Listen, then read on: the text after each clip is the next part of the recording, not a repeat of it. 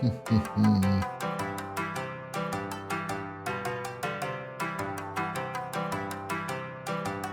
Lunatic. How are you doing today? Welcome, welcome. Let's do the advert thing. So people can join us without being hassled too much. Yes. How are you today? Hope you're doing good.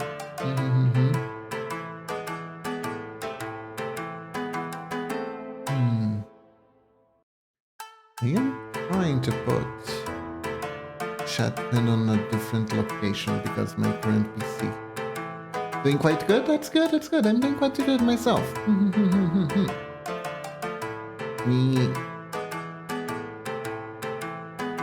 I was thinking about a lot of stuff lately. Mostly Eminence and Shadow stuff. And that I really need to start including, I don't know, seasonal outfits or something in my models. Would have been cool. Would have been a cool thing to have. Maybe I'll make it for the new Mamakiba model, but I'm not sure. Still need to rig the basic one before we get started without the extras, right? Otherwise it's just gonna be like a little bit of too much work, and I don't want to give it a lot of work for you to do at once.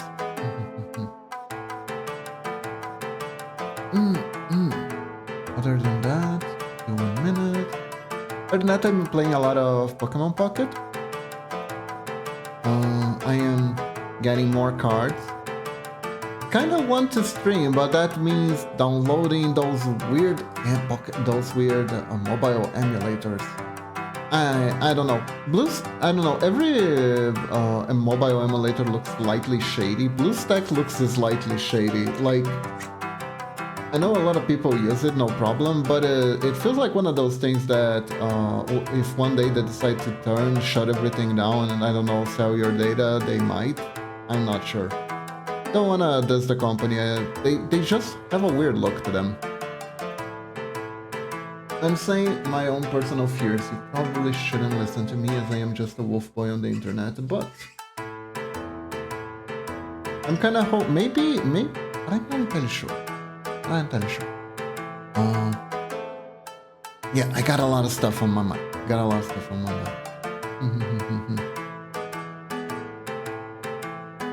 So we are gonna do some of that stuff today.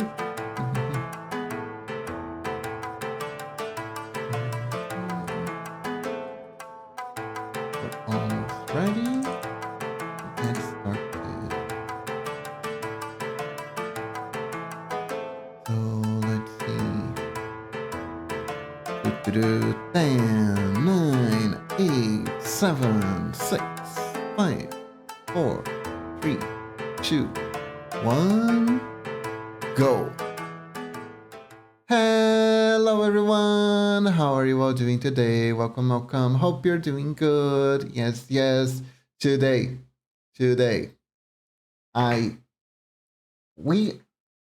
not entirely sure what I'm doing, but I'm doing something. I have a note here of something that I could do, and I think I'm gonna do that, which is an isometric battle knockup against Padorus. So we are going to do an isometric Padoro. I don't think I ever seen an isometric picture of a Padoro before. So we might be breaching into new territory here. I hope we are. Now let me get the music rolling.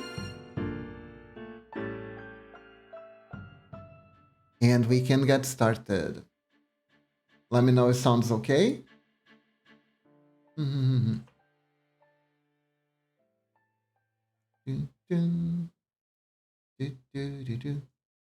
Yep, and the music just ended. Nice. Okay, so first things first, when you're doing isometrics, is picking out the unit. I already have these pre-made, so we don't need to do them again. But it's always nice to set up so you can have a frame of reference of where the unit should be pointing, you know? Oh, and I was working on something off stream. I am trying to perfect that Flip Witch style because I see a lot of potential in that into being like really fun. I say Flip Witch style, but I think I managed to diverge enough so it's no longer Flip Witch adjacent. I think I can call the style more or less my own. Yeah, I think I can do that, right? Basically took inspiration on the proportions and then I changed it until it looked like something I liked more. But yeah, okay, so this is a decent enough base. New frame, no. No. New layer. There we go. Here we go. Alright, so let me get some Padoro Ref here.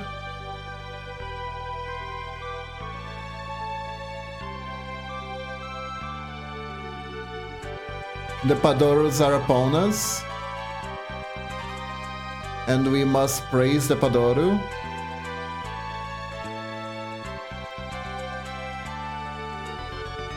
Never forget the Padoro that's upon us.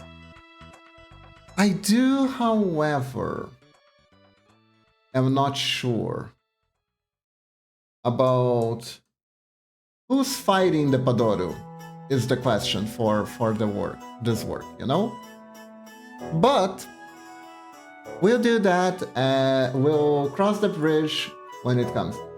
I could make Saber herself fighting her Padoro version, like a dark side fight.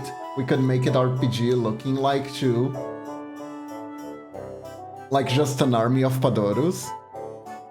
Or I could make myself, as a joke, like VTubers fighting the Padoro flood. Or being assimilated. Biden, you know. That's the thing we can do. So anyways, let's start picking color.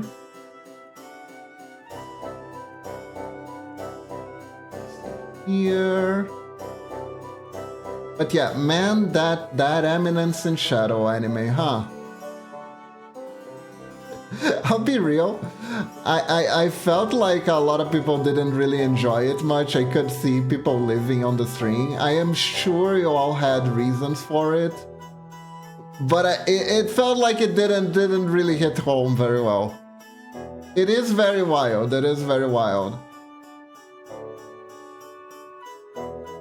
Oddly enough, I didn't find it all that amusing, truth be told.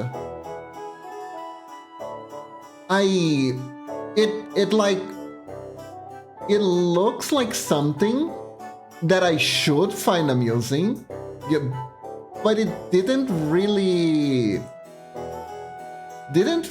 rub me properly. Like the further the episodes got, I think it got better. The start was a little weak to me, weirdly enough. Kind of starts like that movie Kick-Ass. Which is like that weird superhero movie. I actually never watched Kick-Ass, but I know what the characters look like. So yeah. Speaking of which, hold up. Let me just get something here real quick. Need to check. What was I using? Did I not save that one? Isometric phase, isometric showcase. There it is. Look at all the isometrics I've done so far for Whiskey alone. Whiskey is like my #1 fan of these isometrics.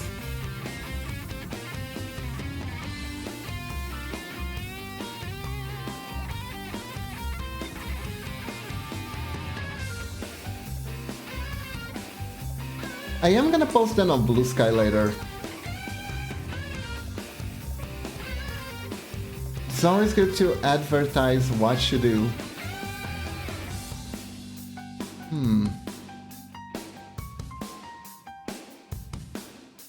Wow, those are the most head empty, no thought eyes I've ever done.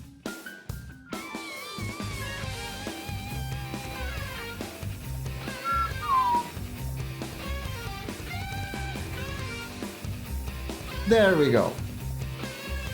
There we go. I was hearing an essay today. We are Padoroing. We are Padoroing, Icarus, but we are gonna our Padoros with a twist. We're doing isometric Padoros.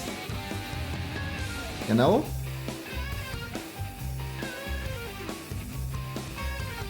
Gotta have a little twist to stay up and above, you know? Just being pixel art isn't enough as it seems. We gotta go a little further beyond with our Padoroing. So we're making isometric Padoros. Hell yeah! This Padoro season after all. You got a Padoro hard. You wanna keep it up. The No Nut November season is over. Now it's Padoro season upon us. What lovely holidays VTubers have, I gotta say. Truly, truly lovely. What a blast. To be part of this internet subculture.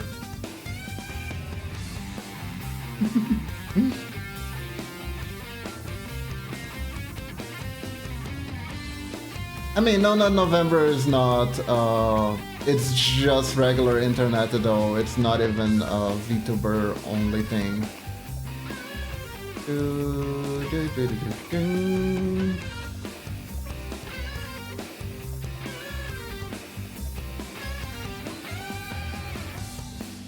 I do have a fascination with people doing, with how did this even became a thing, I gotta say. So I do apologize if I bring it up a lot.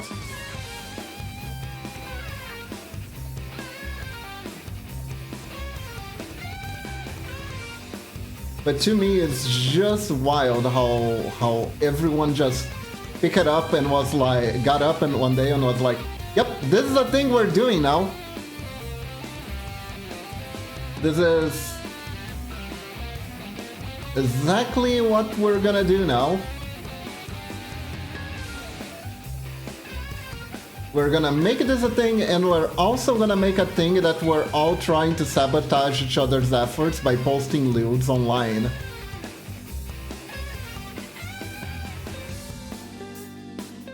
Just for extra flavor.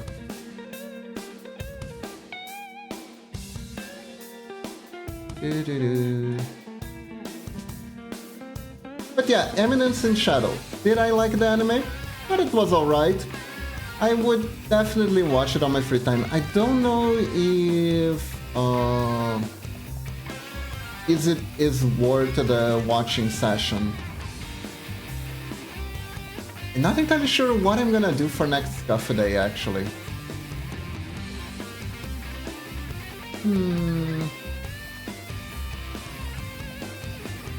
I mean, she's a chibi. Technically, I don't think I ever done isometric chibis before, so yeah, let's make the, you gotta make the cheek a little bit puffier to look chibi. There we go. Let's add a little bit of blush. Scuffed Mario Party with Momochi. You know, we are gonna do something like that soon. Not a Mario Party, we wanna do more collabs. Like, I think We might be able to do more collabs soon, no promises. But... So, oh yeah, that reminds me. Big news, big news. The guy from... The guy... The... What do you say? The furniture guy. Furniture guy is gonna drop by next week, bringing us the greatest gift, the greatest Christmas gift of all, better tables. And when those are installed, we can finally get around to soundproofing the office properly. It's sorta soundproof and very improperly right now. We're gonna be able to get better soundproofing soon. And when we do, we might even be able to collab without echo, which is something, honestly, tilts us, Momochi particularly, a lot, that when we collab there's too much echo. And we might be able to play some games together, just the two of us. Yeah, what games? We'll see, we'll see.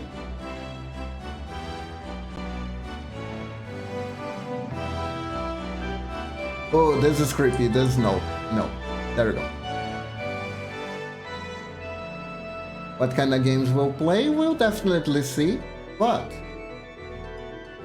the important thing is we're gonna be able to play more games together. Yes. What else? I have like so many games that are literally in the back burner that we wanted to play together, that we just haven't played. God, I love Seribots so much. I love Seribots so much. These bots have been honking around non-stop lately. Jesus. Guess this is the season to be scammed.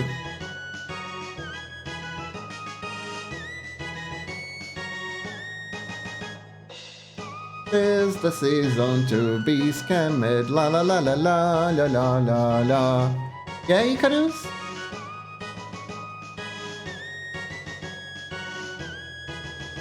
Oh?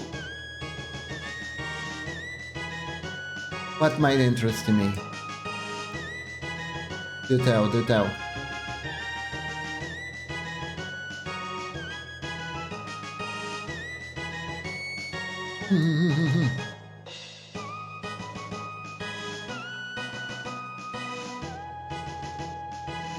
Oh, RPG Marathon. That's cool. That's cool. Sea of Stars. Wait, Sea of Stars is not Star Ocean. But I played it. Hold up. Lufia, I played Lufia 2, if I'm not mistaken. Oh, that's cool. That's cool. I'm not sure if I'm following, but I think I'll definitely check it out. Oh, is he gonna play the original Breath of Fire? Because I remember that game can get... No, Breath of Fire 2, I think it was the grindier game, now that I think about it. Unless he's playing the... If he's playing Breath of Fire 2, make sure he's playing the... Which version? The Game Boy Advance version, because the Game Boy Advance version, they cut down on a lot of the grinding. Ah, that's cool, that's cool. I really love old SNES games. Even though I never really had a SNES, and the only reason I even played those games was because of emulation. But hey, that's neither here nor there.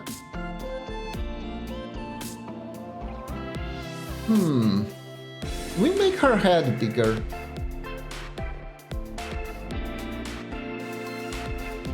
We make her head bigger.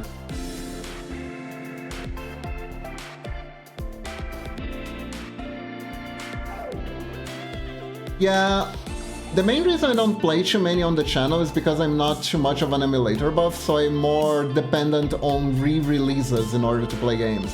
I'm still waiting for the Suikoden release. The Suikoden remake. to come out. Which reminds me, I should play Final Fantasy VI. I really should. I keep forgetting. Or finding other games to play.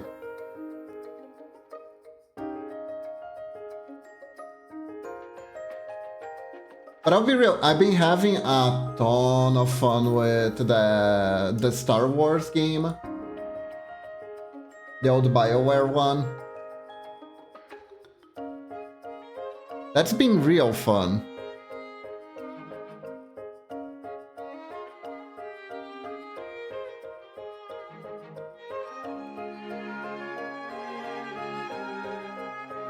But frankly, that game put me in a situation I didn't really expect. Because I'm trying to be light side because I don't like being gratuitously mean to characters in game. Like if I'm gonna fall to the dark side, I'm gonna fall to the dark side because I made dubious decisions that were more convenient for me at the time, instead of aggressively trying to kick puppies or something like that, you know? I wanna fall to the dark side for a good reason, is what I'm saying.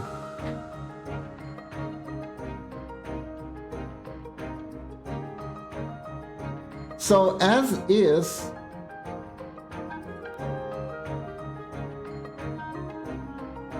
I am trying to pick the choices that actually feel natural to me in the game, and see where that takes me. Oh no, are you like that robot that whenever I talk to you, I instantly get dark side points?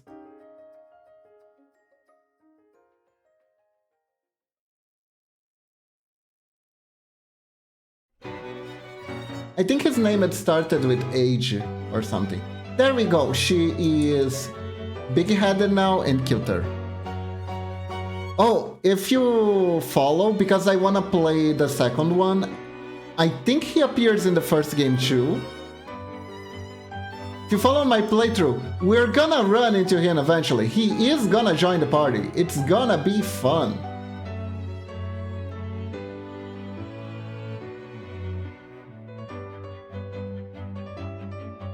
He is horrible, and I love him so much. He is a murder droid that's been programmed by the Sith to exterminate Jedi. And on the second game, I don't know what happens in the first game, but on the second game, he gets reprogrammed. He gets programmed to serve your character. And he kinda hates it. But, you know, robots programming, there's nothing you can do about it.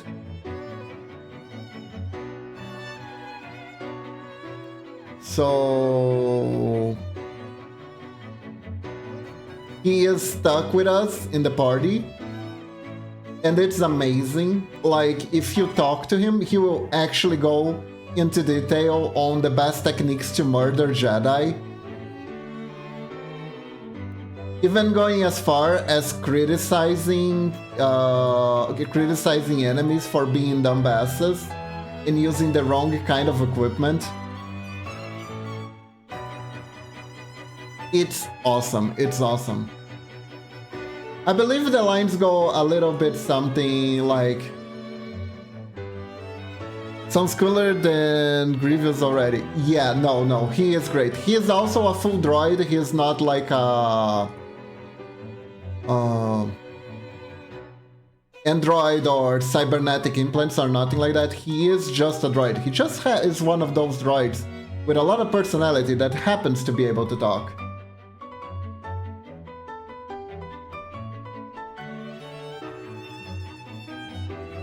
Which absolutely makes him awesome.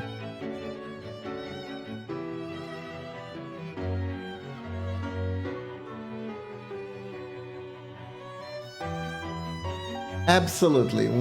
One of the greatest characters of all time.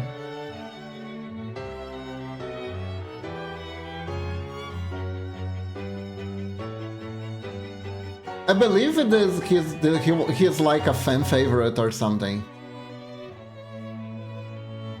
Game was definitely lauded for having the character at the time. A lot of people actually look back on these games, the KOTOR series, as like what Star Wars could have been, the Star Wars IP could have been. So there is a huge sense of nostalgia for these games. And ironically, I never played the first game. I played the crap out of the second game though. So I'm having a brand new experience with the first game. And then we're gonna have a more familiar but very much lost to the mist of time experience with the second one.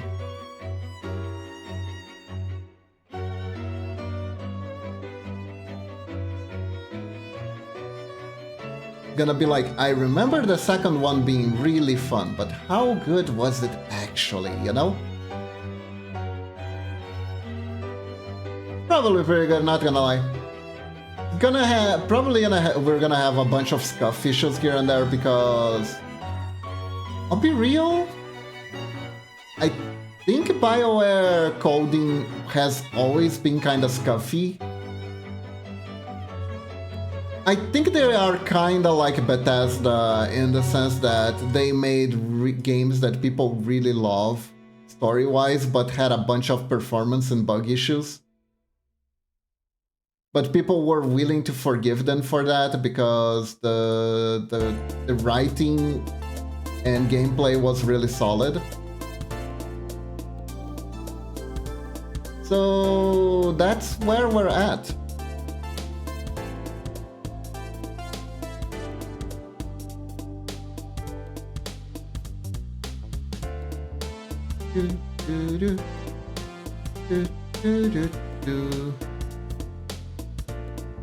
Isn't Buggysoft worse than Bethesda? Bungie? I don't know. I'll be real, I never paid too much attention to most computer game developers. I was very much a console kid, and even so, I honestly stuck to retro gaming a lot. This isn't right. Ubisoft. Yeah, no, Ubisoft. I'll be real, Icarus. I think it's... You know, what you're talking about reminds me of this one thing I did with my friend as a child. See, my friend had bought Need for Speed for the PlayStation 2. I don't remember which numbered one, Need for Speed, but it was definitely a Need for Speed game. Basically, you could pick any car. Not any car, but you could pick a huge variety of cars, of cool cars to race. And I look at him that in the eye and I said, I dare you to do this with me. And thus, we made a Beetle race in Need for Speed. We picked the crappiest, most inexpensive Beetles that were available in the game, that could reach a maximum of like, I don't know, 50 miles per hour, maybe 40, and we duked it out. It was amazing. Some curves were so tight that even though we were going at like the speed of slow, the cars would still flip to the side sometimes. It was great. It was the greatest thing ever. We never had so much fun in a racing game in our lives. We didn't care who won or who lost, because quite frankly, would you? And it was just joy. it was pure joy. Just the purest joy of riding on crappy buggies, beetle, on crappy beetles, and flipping over.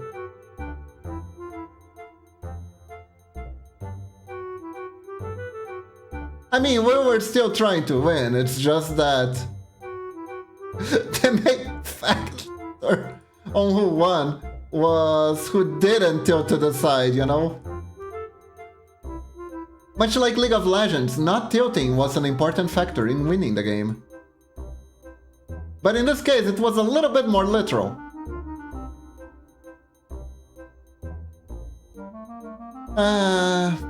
Good times, good times, good times.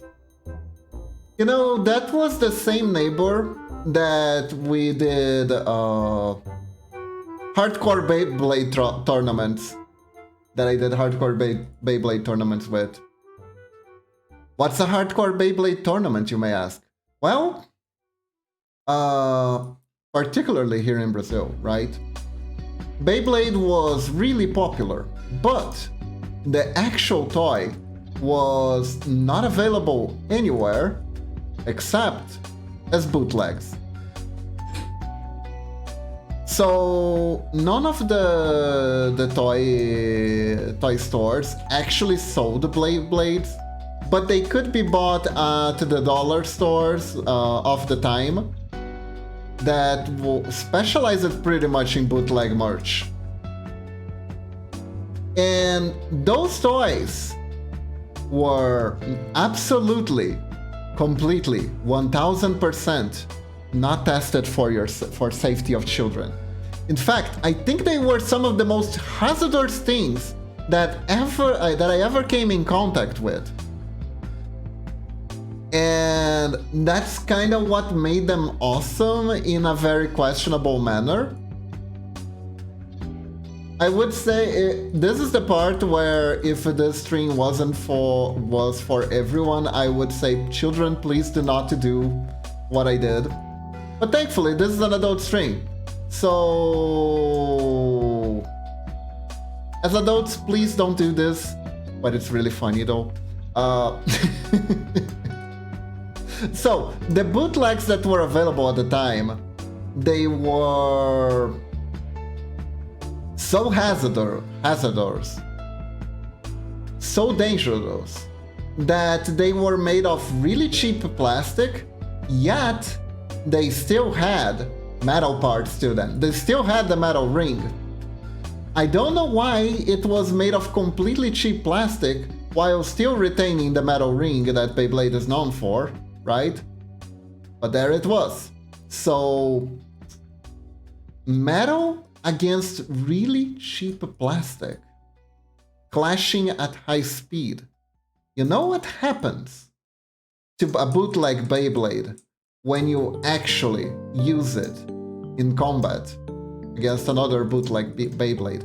They explode. They actually explode. From even the tiniest, they could explode from like the tiniest touch. And so basically, it was a Beyblade deathmatch. We like bought a bunch of these because they were bootlegs and cheap. And we started throwing them against each other. And it was a deathmatch because the Beyblade was actually broken and gone forever. We throw the Beyblades at the Beyblade Coliseum because for some reason you could get the Coliseum, you just couldn't get the Beyblade. And we just ran under the sofa in the living room and waited for the explosion, for the shrapnel to fly away. Then we checked the survivor. Fun times. Fun childhood.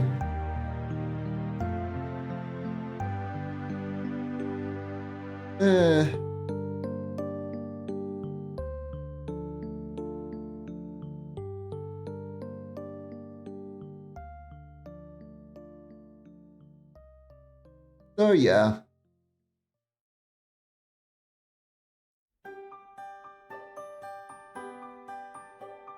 So yeah, guys, this is what we did back when there was no internet. Now you know, chat. Now you know. Wow, that and rereading the same manga for like the 1,000th time.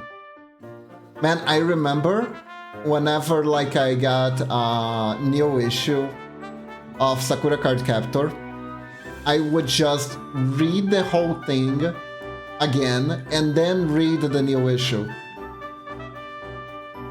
I would periodically just reread entire mangas to make sure I was up to part what was happening to the newest chapter. I always wonder how come in Brazil happens the most bizarre stuff like the one you mentioned. So, this one in particular happens because we live very close to, we have border to Paraguay. And the city that's in the border of Paraguay and Brazil subsides almost entirely of selling bootleg products.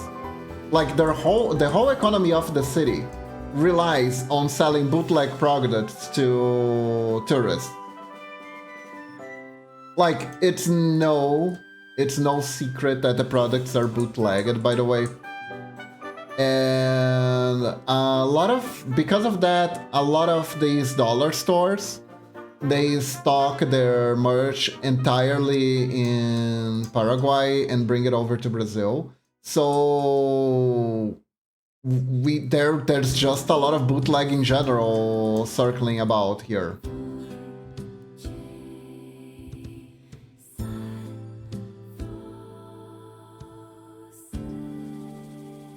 So I guess so for that one in particular, that is why. Sometimes we would actually get the bootleg first and the real product later. Around here in Brazil. Like Yu-Gi-Oh cards, I think kinda happened like that, if I'm not mistaken.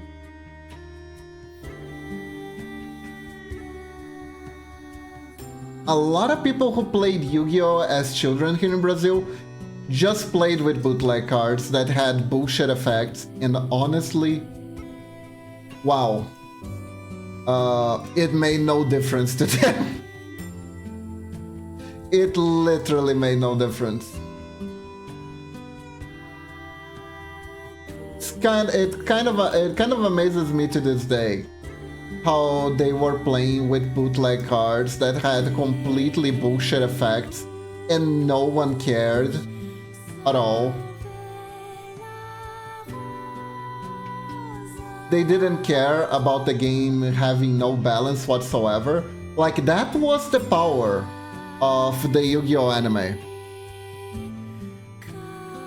The Yu-Gi-Oh anime was so powerful that you could play with crappy bootleg cards and you would still have fun because you're playing just like in the anime. And I guess because the bootleg cards had bullshit effects, it made it even more accurate to the anime first season, so... Dude, I have a deck of Yu-Gi-Oh cards that belong to my cousin boy, also some bootleg ones that didn't make sense. Yeah, like some of the translations were straight up insane. I remember another friend I had liked collecting these bootleg cards because he thought they were just so funny. And he showed me one that the effect told you to put cards in a blanket and then drag the blanket around.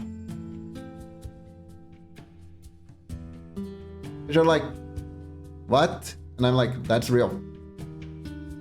That is absolutely real. That is a real card. Just, there was like some weird mistranslations. It was supposed to be a card that you shuffle your deck, but instead it asked you to put cards in a blanket and drag them instead of shuffle.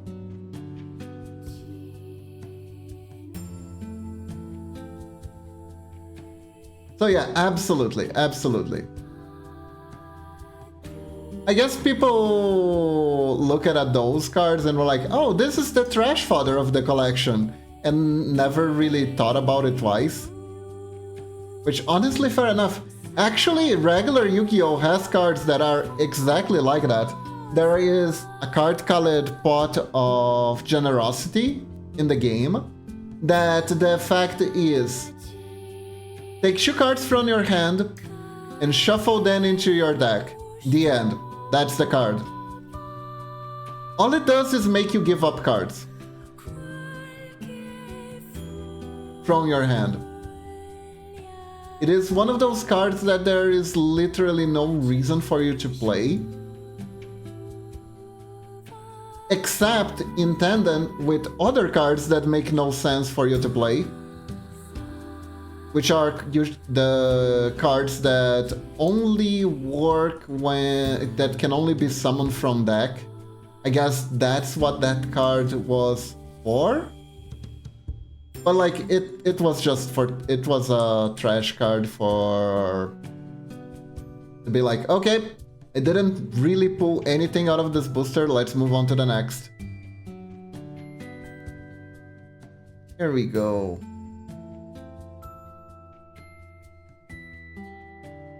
But yeah. Oh yeah, speaking of card games, I've been watching some interesting developments regarding a card game called Marvel Snap. I don't know if you guys remember, I think I played it on the channel once, back when it was beginning. And as far as card games go, that one has pretty interesting, unique mechanics. It's very different from any other card game that's available on the market, and it's currently going through kind of a crisis. It's kind of going through a crisis because of how unique it is, I guess.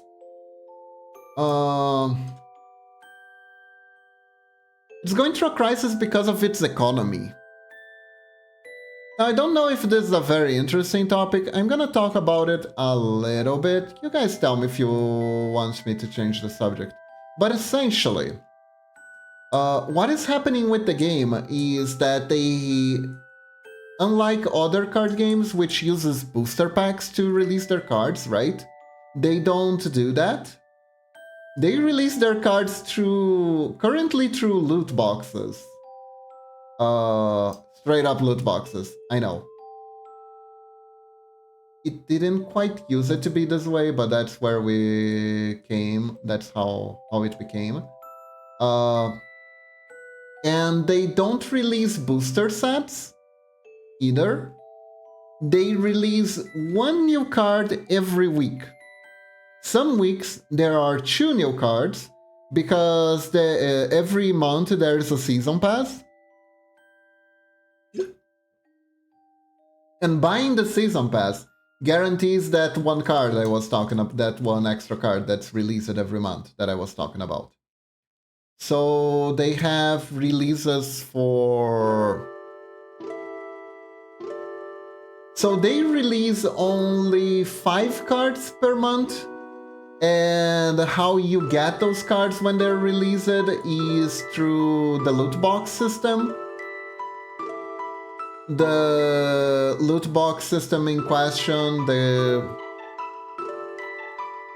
So wait, they're using the pass system for exclusivity? Yes and no. So, the season pass cards are exclusive, but they are also re-released in the boxes.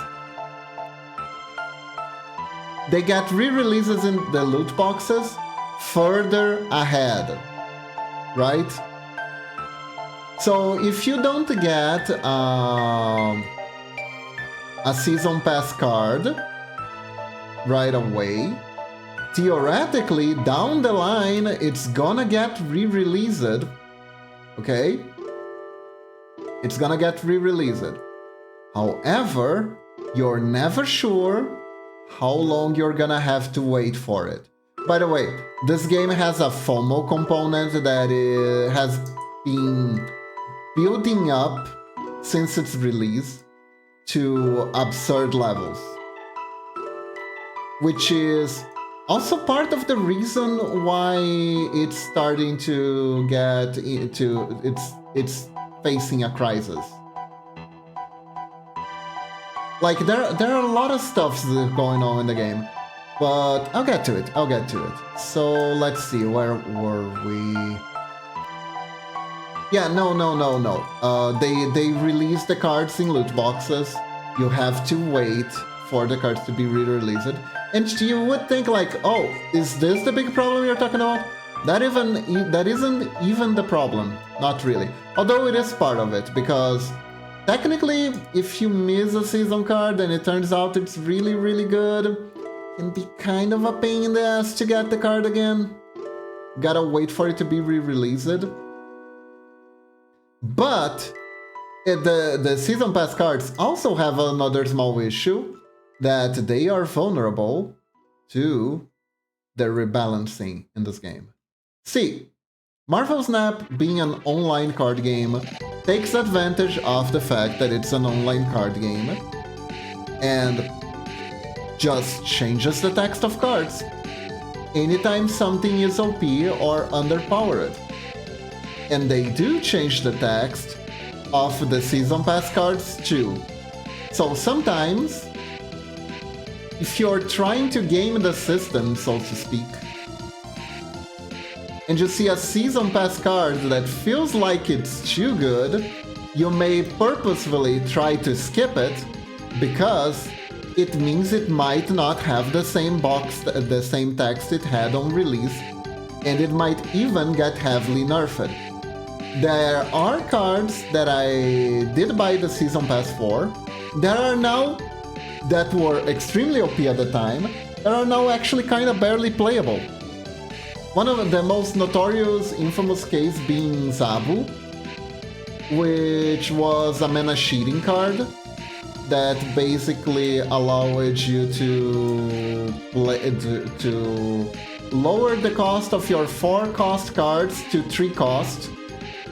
The card kinda warped the game around it, because every card that was 4-cost had to be balanced, thinking that it was going to be a 3-cost, because Zavu existed. And it also made it really painful for players who didn't buy it, because they kinda needed it if they wanted to include more than, let's say, 2 4-costs in their deck, right? They would need it. Most of the meta decks were playing it at the time. It was kind of a mess. Then it got nerfed.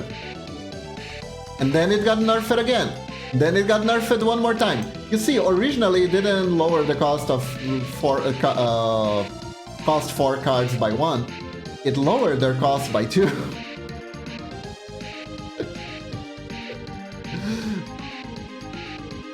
And as they released more 4-cost power, the card just grew in power exponentially, to the point where they were nerfing every 4-cost card to not work with with Zavu. And then they were like, okay, we're nerfing Zavu. And that happens a lot throughout the game. A lot of people who liked this on Marvel Snap, Yu-Gi-Oh! Never fails to amaze me with their dumb regulations. Yu-Gi-Oh! Being Yu-Gi-Oh! This is Marvel Snap, though. Like, honestly, balancing card games? Not easy. It's not really an easy thing.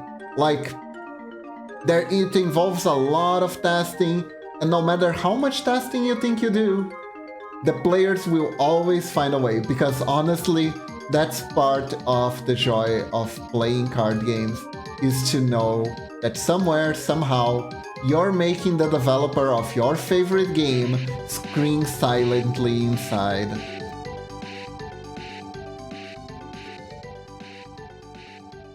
Why should I get too invested in the tea? Don't worry about it, don't worry about it. No. This is Marvel Snap. This is Marvel Snap. Marvel Snap is going through sort of a crisis. And it's mostly... The main issue isn't even the Season Pass. It's the loot box. And the crisis isn't necessarily to the game. You're gonna dig this though. The crisis is for content creators of the game in general. For you see, the crisis is for content creators and returning players.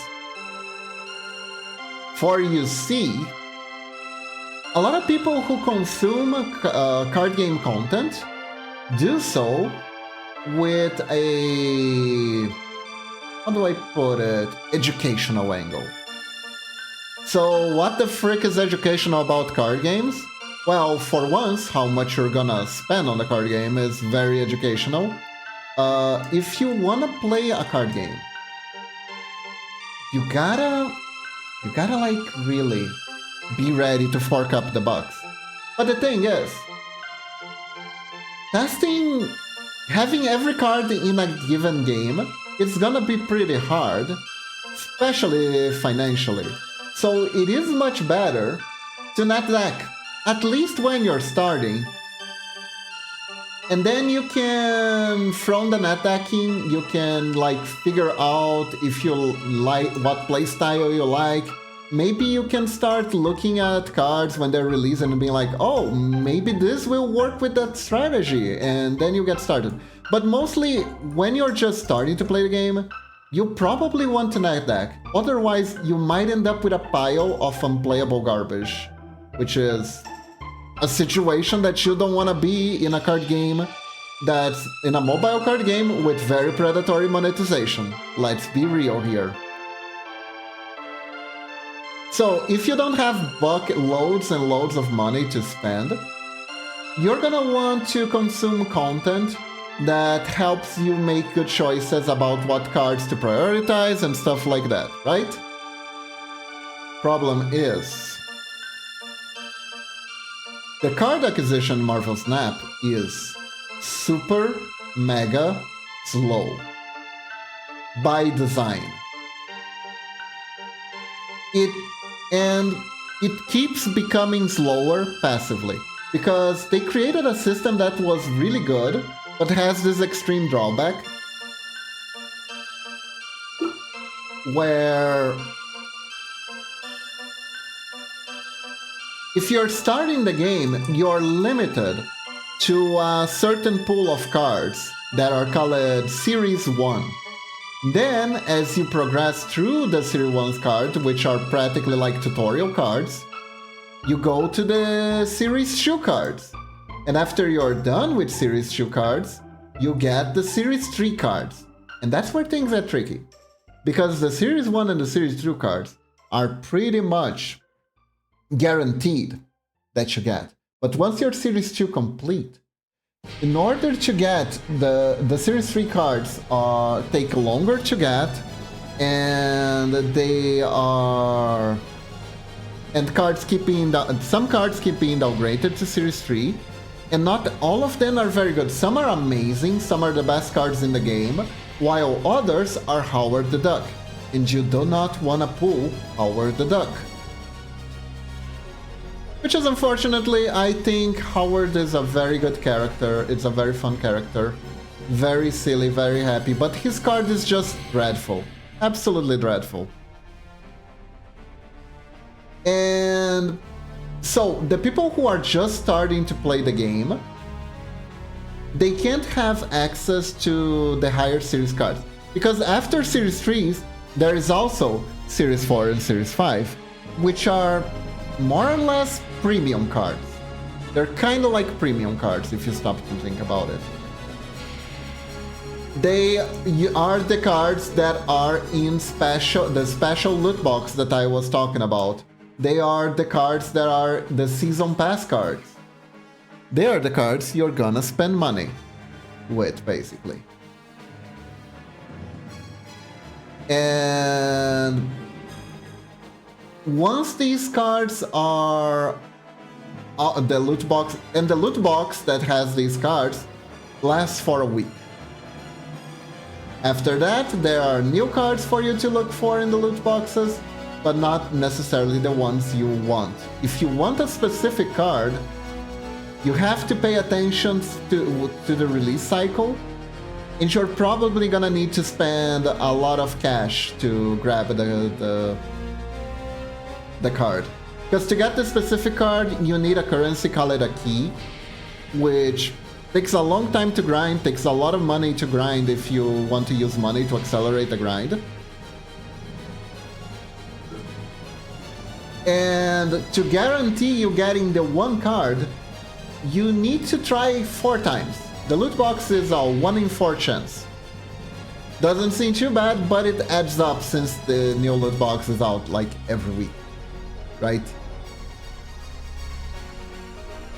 So why is this bad for content creation? Because the content creator is gonna make content about the newest cards. Because really, who cares about a deck made entirely of old cards that isn't winning anything? You wanna talk about the newer cards, you wanna talk about what's new. If you keep talking about cards that are the same over and over again, like, people are not gonna really need to tune into seeing your content. It's less interesting, right? So in order to make new content in card games, you have to talk about what's new. You have to talk about what's topping tournaments, what is competitively viable, what is the easiest way to make that number go up and your brain go brrr in ladder, right? But a good majority of new players don't have access to those cards at all. And because the game keeps changing a lot, like the cards keep getting rebalanced, maybe the thing that you said about a card is no longer true. By the time the person who watched your content is actually able to get the card. So there are a lot of complications. So basically, what the hell am I talking about? What am I talking about basically is this. New players don't watch Marvel Snap content because it doesn't relate to their reality in the game. Returning players don't watch Marvel Snap content because with the way how FOMO driven the game is, if they are returning players, they missed a lot of card releases, and it's gonna be hard for them to get those cards again. So you have a sweet deck that uses a new card, but it needs that one card that is not getting a re-release until, like, I don't know, April next year. So to a returning player looking for a viable deck to play in order to get back into the game, there is no content for them.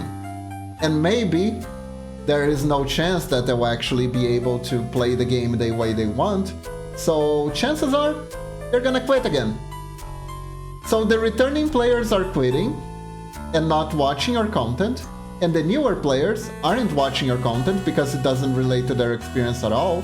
So really, you're just making content to a player base that is, to the constantly updated the player base that keeps themselves constantly updated, and that player base is diminishing because without the FOMO, there's a lot of burnout. So a lot of content creators are fleeing Marvel Snap at the moment. And the current content creator that I followed for Marvel Snap has been dipping their toes in Pokemon Pocket after being a long time Magic the Gathering content creator. And they were like, no, I quit Magic the Gathering, it hasn't been sparking joy for me at all. Marvel Snap is the new way to go, but now it's been like I don't know, 2 years? I don't know how many years it's been since the game released, actually. And the game is kinda in a messy spot, but the company behind it isn't really addressing the issues in any substantial way. Because addressing the issues means making the cards way more accessible than they probably feel comfortable with. Because it's an issue for them too, right? It's only been a year and it's already okay, then it's really bad. Yu-Gi-Oh! Had the decency to waste at least 2 years before its first prizes.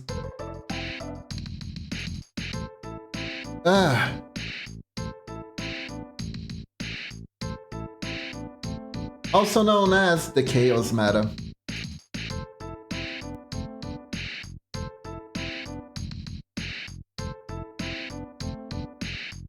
But yeah, like it's interesting. And it's been interesting to see different takes from different content creators about what's been going on. Honestly, I'll be real, I'm mostly there for the tea.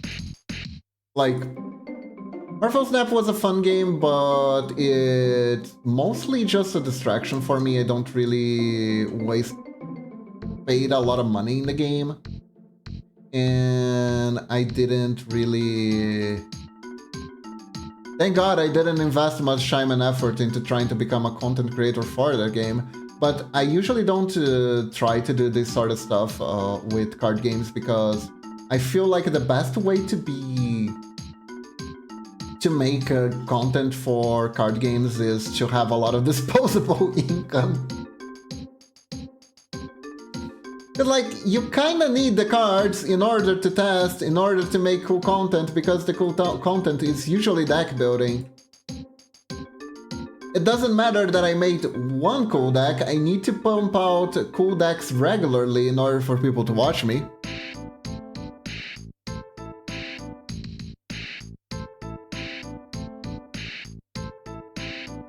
But yeah, like, it's kinda wild that the game is going through something like this. I even saw a video where the apparently around, I don't know, the middle of last year, the head designer of the game acknowledged that this was going to happen. They knew this was going to happen, and they never addressed it properly. They never really got around to fixing it. They just kept pumping out new cards with no regards for tomorrow.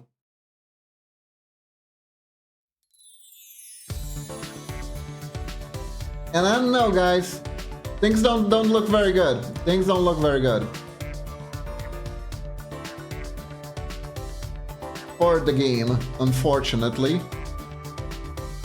Also, I do think that Marvel fatigue is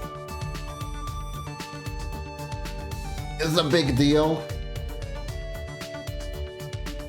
Because, like, I don't think Marvel fatigue had settled in so much when the game was released.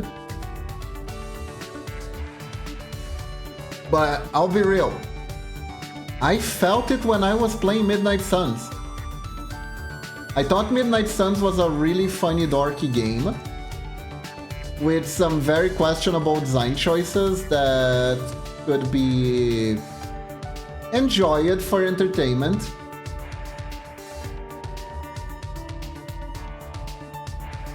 But like, I didn't have a lot of fun streaming it, and I'm not entirely sure you guys had a lot of fun watching me stream it either. Possibly because I wasn't enjoying myself as much as I could have. And I was wondering why.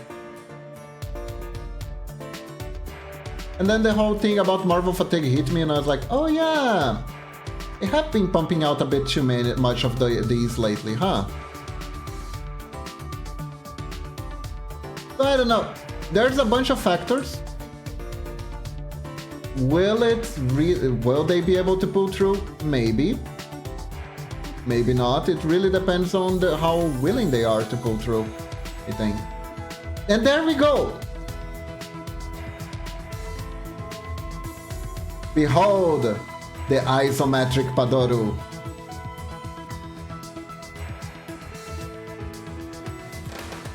Now,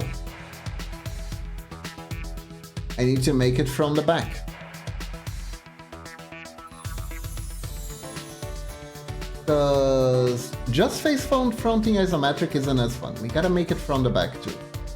So let me see.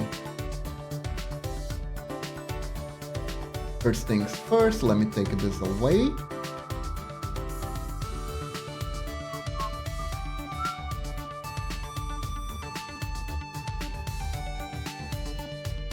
Thank you, Icarus. Thank you very much.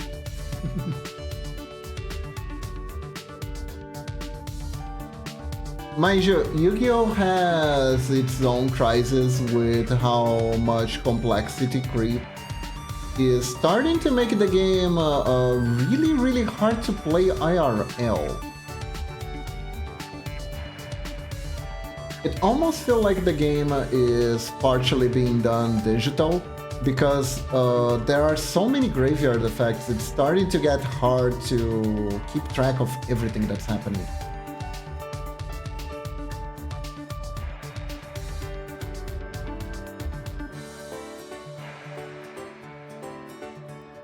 The amount of information that you have to keep track during a game of Yu-Gi-Oh! Is very high, it's very high. You can even argue that's part of the skill. You can even argue that, you can absolutely make an argument that part of the skill of a Yu-Gi-Oh! Player is being able to parse through a lot of information. And honestly, I can agree with that, but I'm not entirely sure it needs to be this way.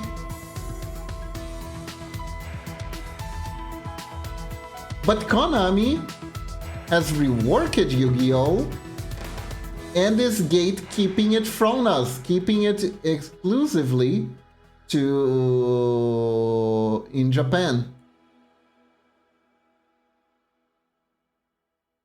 Did you guys know that there is a reworked version of Yu-Gi-Oh! Called Rush Duels? So far, it's only playable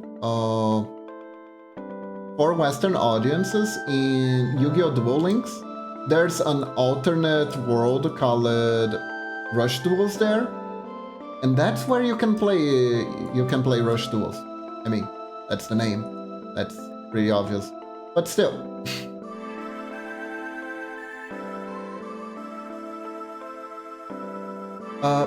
It would be great to be part of the physical, if it was here in the physical form too, or with a client of its own instead of just being adjacent to Duel Links, because Duel Links is kinda... their monetization is kinda terrible. The way Duel Links monetization is done, it really feels like the game wants to close at any second, and they are just like, okay, how do we extract as much money as possible from the player base, assuming we're gonna close next week?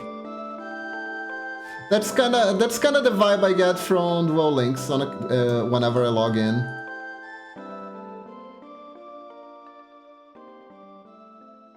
It really feels like it was a cash grab that wasn't meant to be successful, but it was. And they are still getting ready for the game to close at any second now. Especially because they released Master Duel, which competed directly with Duel Links and actually caused the player base of Duel Links to drop severely. Like, this is an interesting piece of tea. I don't know if you guys know this statistic, but when Master Duel was released, there was a lot of players from Duel Links who migrated from Duel Links to Master Duel.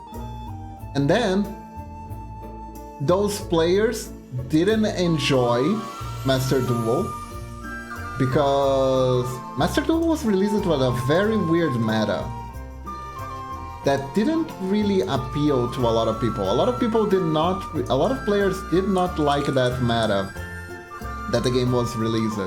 When the meta was a thing in the actual paper card game. And they released it with that meta. More importantly, they... how do I put it?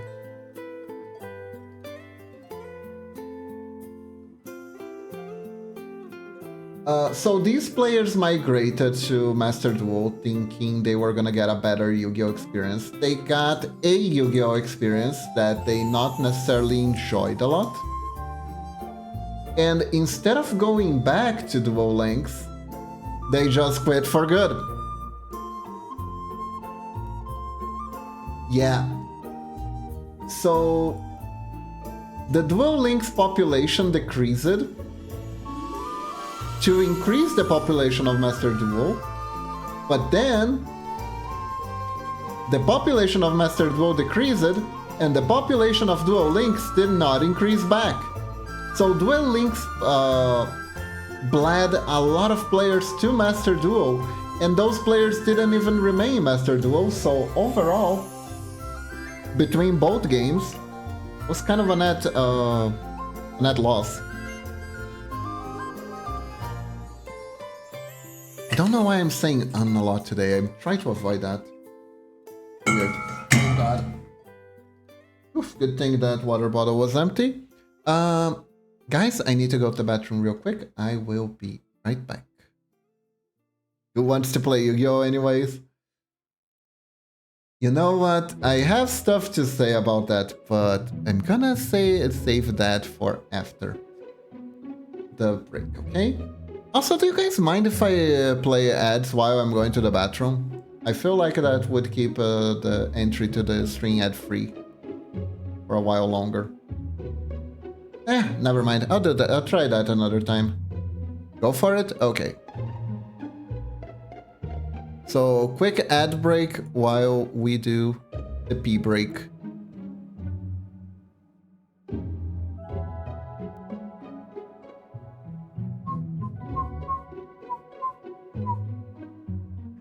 BRB.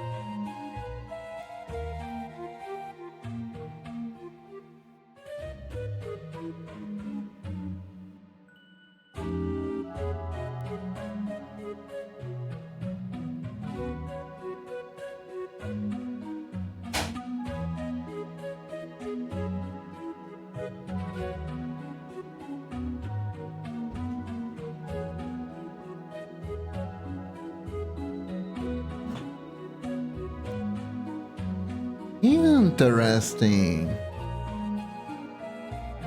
So it takes around 2 minutes for me to go on a pee break and come back. Very interesting.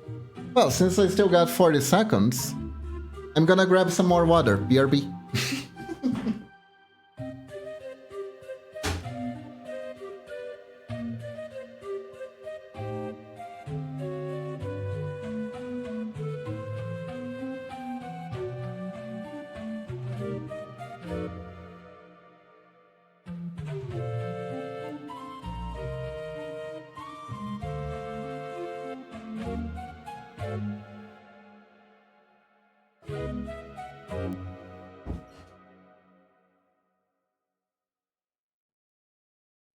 Okay, there we go. Now we're actually back, and I believe ads are over.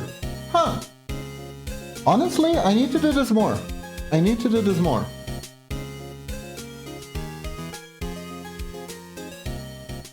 Hello, Medina. How are you doing today? Welcome, welcome. Welcome back, Ninja Snack. Ah, you're too kind. Today we're doing Padoro. We're doing isometric Padoro. Eating some stuff to keep and chill. Nice. Oh, what you got today? What you got today? Hope you're having good yum-yums.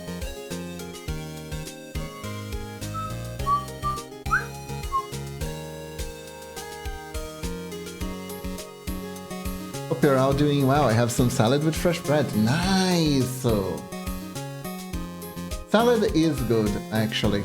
Salad is really good. That actually reminds me, the other day I was on Outback. I went to have lunch on Outback with Momochi and my mother, because my mother had been really preoccupied with some stuff lately, so we took her there to relax a little bit. And turns out they have some pretty good salads at Outback. We had like a executive dish. Executive lunch, yeah, that's what they're called.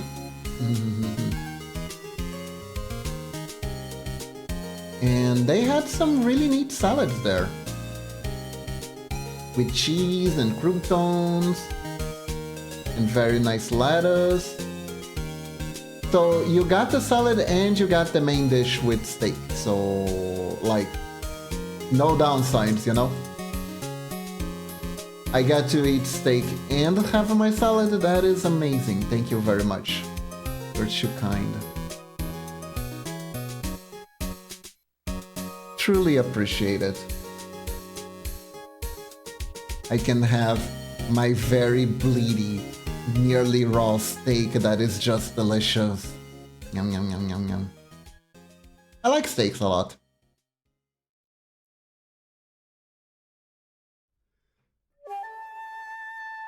Bad salad is bad, but make it good, silly. Exactly. Fortunately, it's not like pizza, where even bad pizza can be good. Although, truth be told, bad pizza gives you usually a lot of tummy ache, so that's kinda troublesome, but, you know.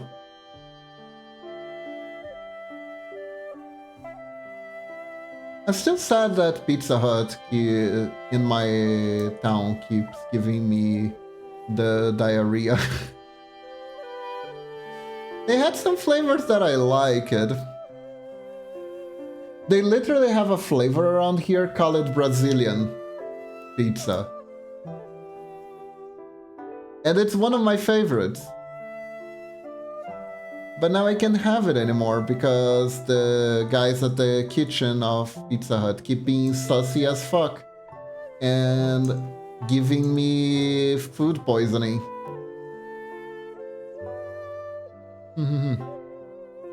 Pizza Hut should rebrand as Pizza Adjacent Hut? Really? Is it that bad outside? Because, honestly, it's weird. apparently a lot of brand stuff from the US is much better here in Brazil than it is in their original country, and I am always flabbergasted by that. In Brazil, even pizza will kill you. No, since I went to Italy, I never got the appetite to eat from Little Caesars.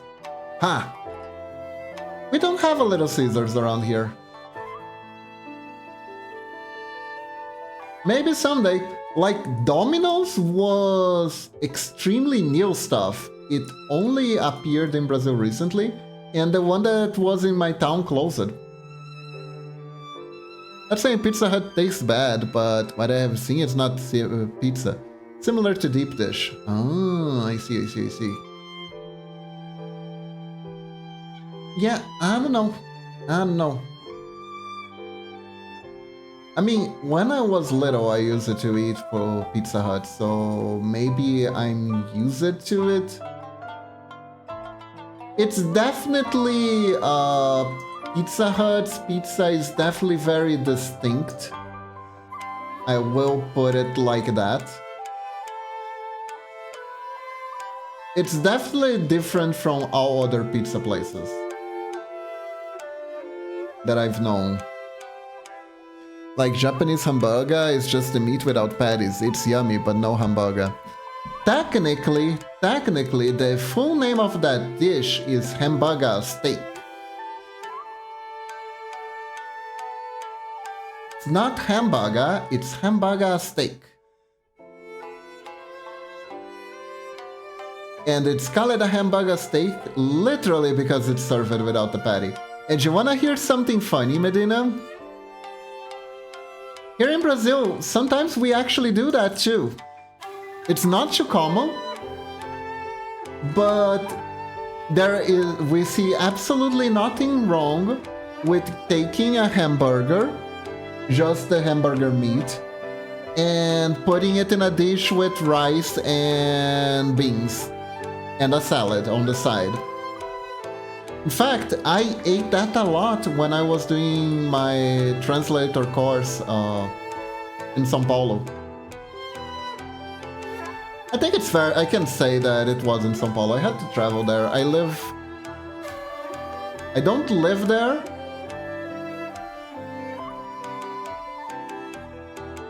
But I had to travel to go there, essentially. And there was this place that I used to eat that was... It used to be called Mania de Churrasco, which is like barbecue compulsions or something like that, is one way to translate it. And one of their main executive dishes was the hamburger steak,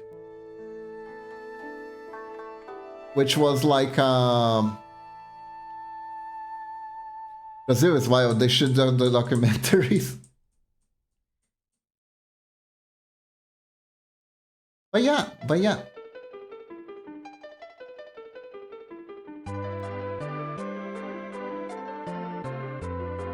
So we have those around here too. It's not just Japan.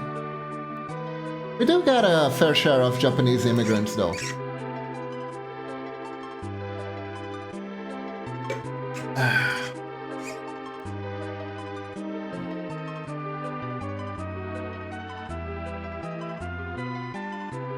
Most of them came around World War I, I believe.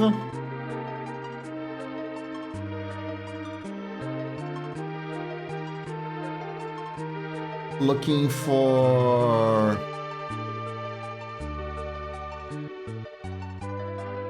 jobs and new opportunities in the Americas, and they ended up in Brazil.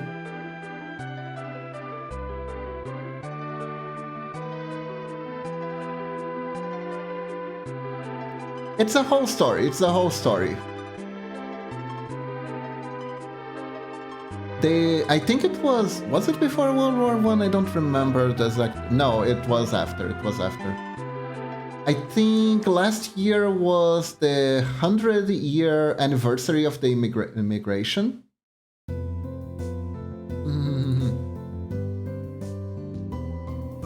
So there are a lot of places that have Japanese colonies here.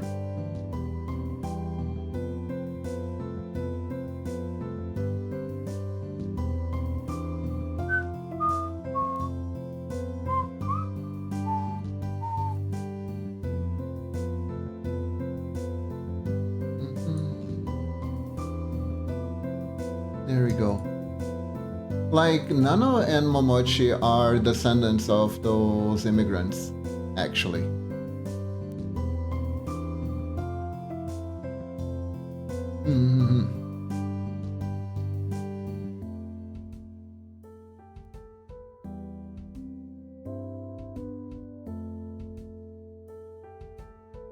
There we go. There we go. This is acceptable. Oh my god, they are part weeb, but this explains so much in a good way. It's true, it's true. Hello, Momochi. How's the weather? Really? Looks rainy as fuck. Chat says hi. Icarus is saying hi. Medina is saying hi. There you go, chat. Momochi said hi.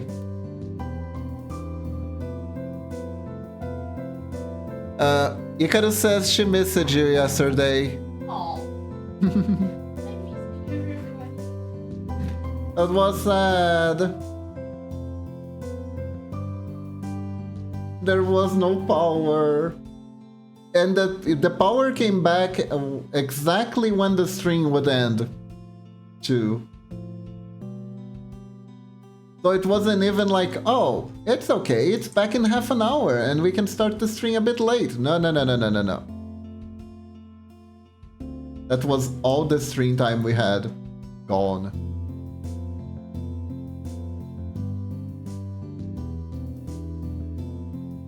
Then Palm Tree Revolution, I know.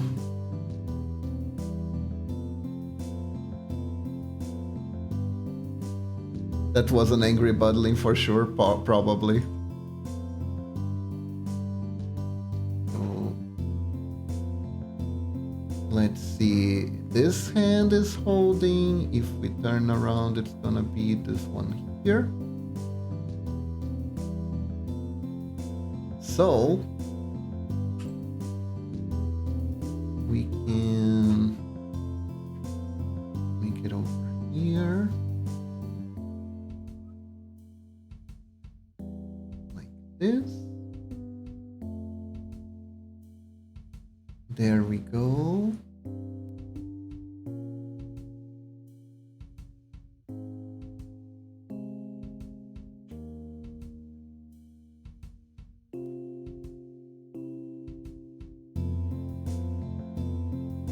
There we go.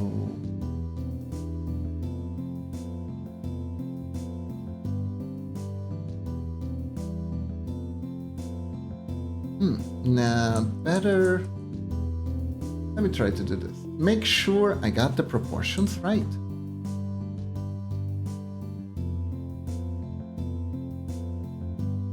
I know you mentioned about Momochi as a sentence, but what about you, Kiba? So I... Icarus, I... Much like what the fuck is being 100% American, I dare you ask you what the hell does 100% Brazilian mean? But this is the music that Norix gave me for my entrance is very much a good clue of what the hell my descendancy is. Because you could say I'm from another group. Just a second. Here's the hint. Here's the hint.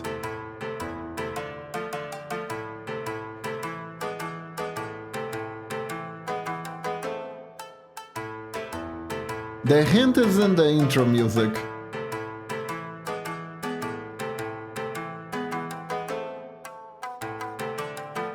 No, that's the Tarantella Napolitana in Shamisen remix.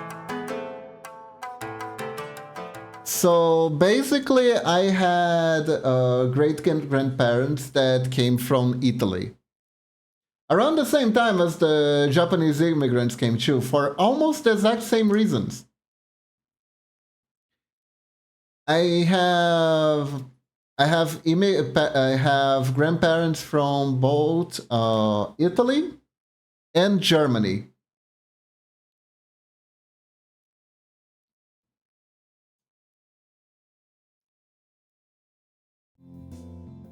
Yep.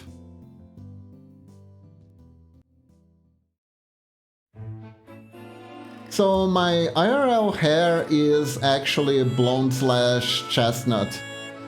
It darkened over time, I don't know why.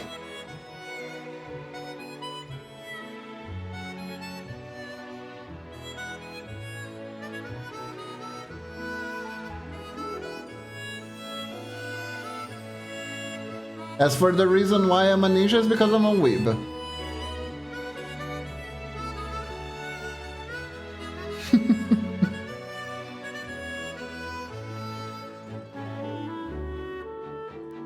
This may come as a shock, but I am in fact a weeb, okay? I know. The guy using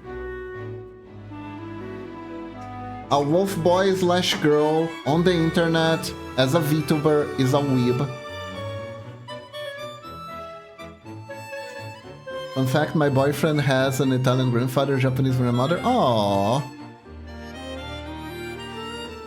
We now know Momochi trained at Kiba Ninja things.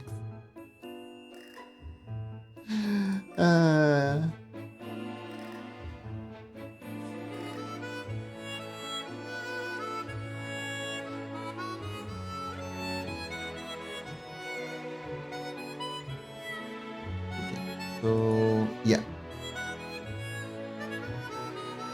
So like this.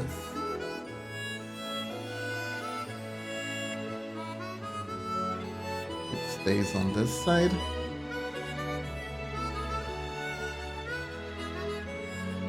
Yeah, there we go.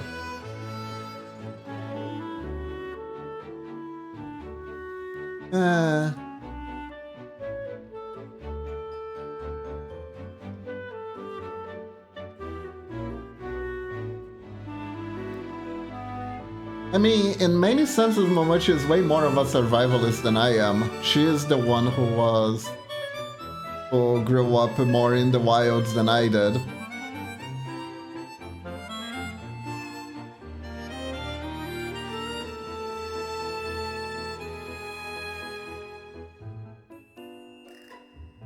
Doing photosynthesis and playing with spiders.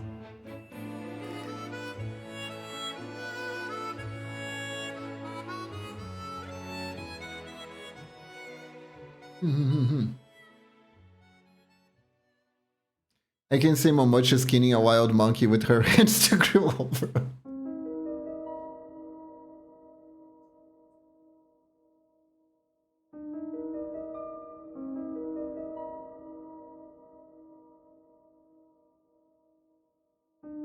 I mean, she was taught some farm stuff.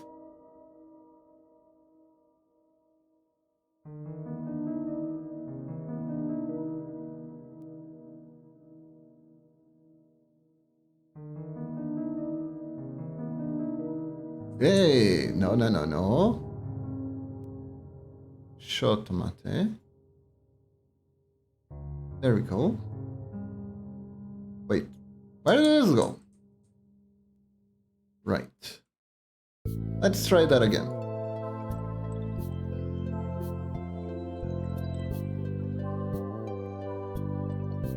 All right, here we go.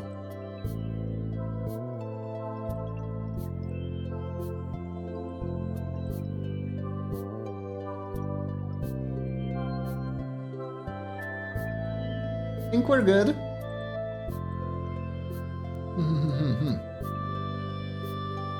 Can even do kind of a Padoro spin.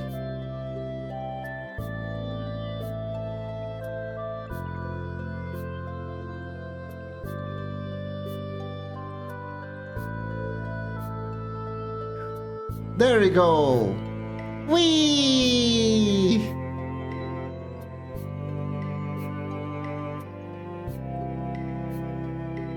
Ta-da!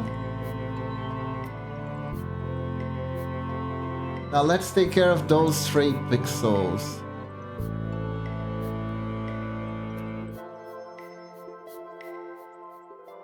Awesome work, looks great. Thank you, Medina, thank you.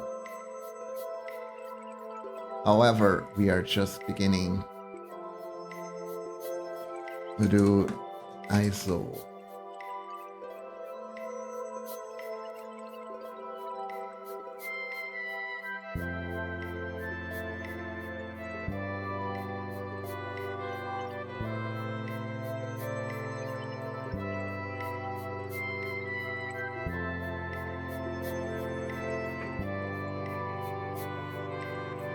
Let's see, I think I'm gonna make an animation here. Is here. Yeah, I think this is good enough for a spin animation. Especially since it's going to be its attack. Remember, we are gonna be making a Fight the Padoro Army animation here. So now I want one animation that is like her giving attack orders.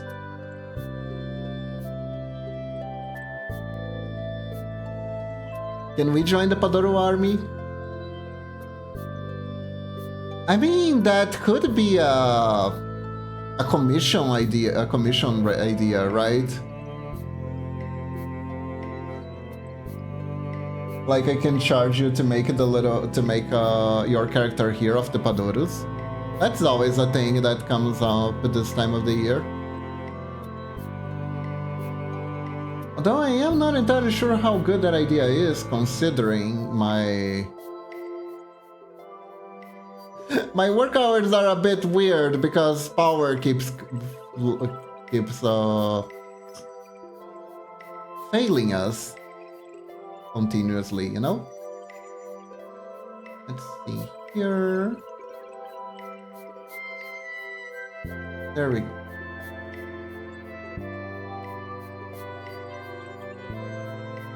Also, I discovered an exercise to speak more confidently on stream. And I'm gonna start trying that soon.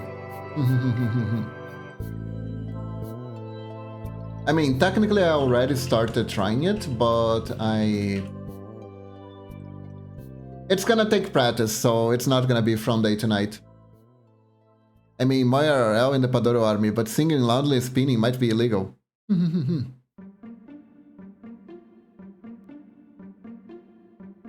So guys, did you know that apparently that's what tongue twisters are for?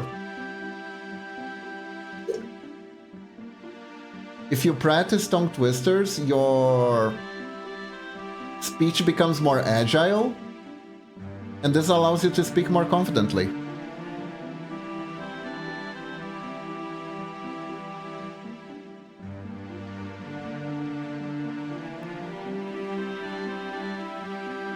So that is what I'm going for. I'm gonna start trying, I don't know, do half hour each day of tongue twisters. As soon as I find some good ones as practice. Because at first I thought that what wouldn't allow me to talk better was just going for it on stream over and over. But apparently you need a little bit more effort than just doing more of the same thing over and over, you know? Tristes trigues trabam trigo en un triga. Tres tristes tigres tragabam un trigo en un triga. Fake it until you make it, basically. Just do it and you do it. Yeah, you need a little bit more than that. I mean, for who it works, good for you. But different people need different solutions.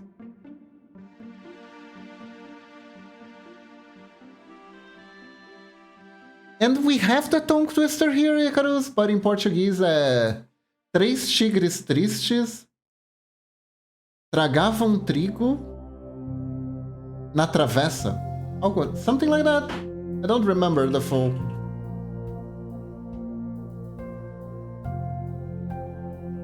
Don't remember it in full. True, we have different strengths and weaknesses, so we need different kinds of way to achieve our goals. It's true, it's true, it's true. Like, there are people who are really good at picking up stuff without anyone interfering, and usually when people interfere, it's bad. So they are better at learning through trial and error themselves, while other people are really good at doing stuff after someone gives them a little bit of clarity on what they are supposed to be doing, and those people need more instruction from teachers in order to do their job better. But despite the roads being different, the important thing is finding the way that lets you get there better yourself. What works best for you.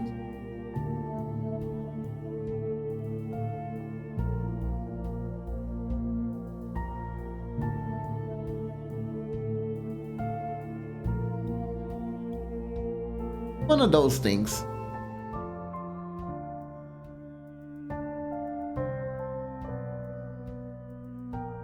But yeah, the tongue twister seemed like a really fun way to increase agility in speech.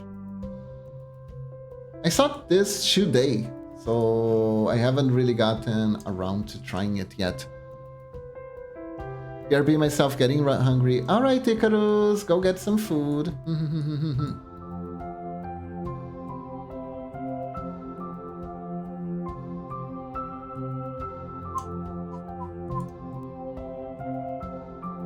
Go get young-youngs, that's very important.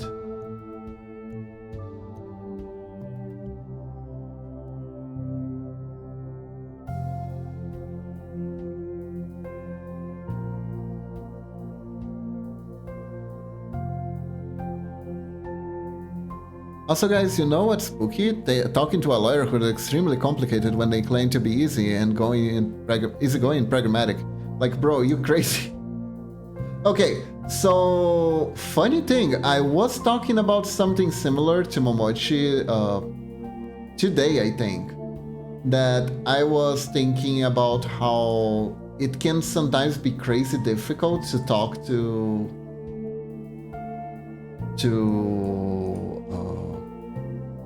doctors, because it feels like they speak in a very precise language and you have to speak back in that language. And the conclusion that I arrived at was that basically I am pretty sure that that lawyer you're talking about is very pragmatic and easygoing. For a lawyer, when talking to your other lawyers, I bet they say that to him all the time, but it's like that bias thing where you forget what it's like to not have the knowledge you have. And a little bit of a bubble, so to speak. Because you talk to so many other lawyers that other lawyers are like, oh yeah, definitely, the language you're using is definitely very simple. She gives a little karate chop and starts spinning. Beautiful.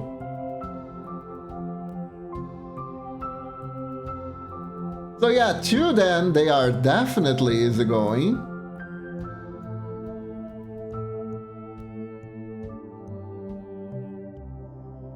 But to their clients, not at all. That may be true, but I have talked to ones who are indeed pragmatic. This one's delusional as fuck. Yeah, that is... How do we put it? In law terms, what I was doing is I was being charitable and giving him the benefit of the doubt. But yeah.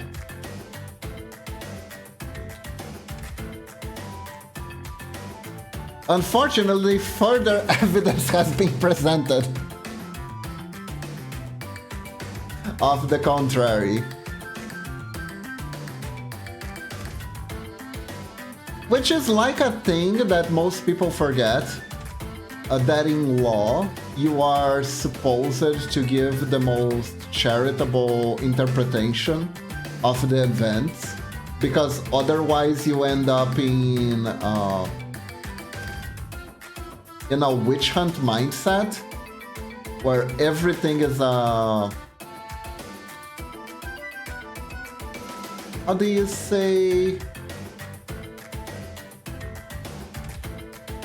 Where everything is essentially a setup, right?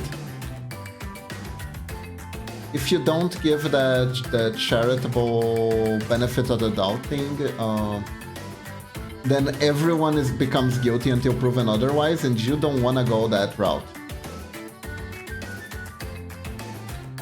That is the route where innocent people die. And it's really easy to politically persecute people.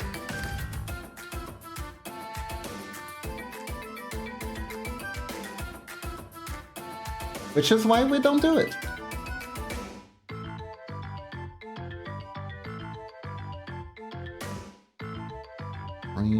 There we go.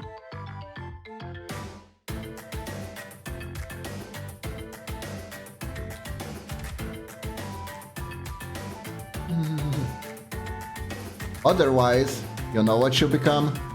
You become Twitter, chat. You become Twitter.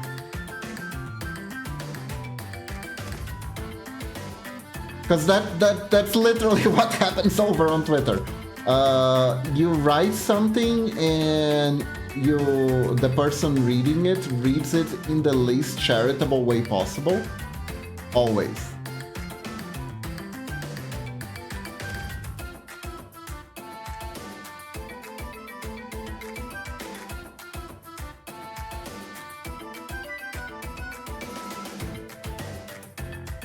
I think I did a noopsie here.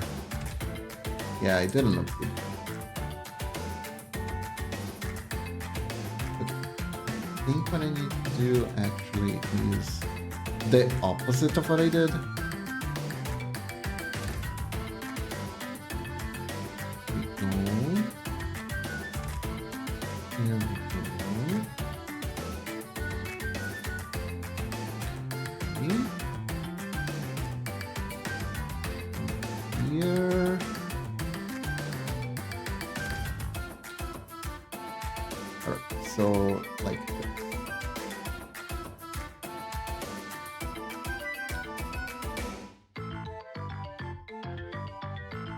There we go.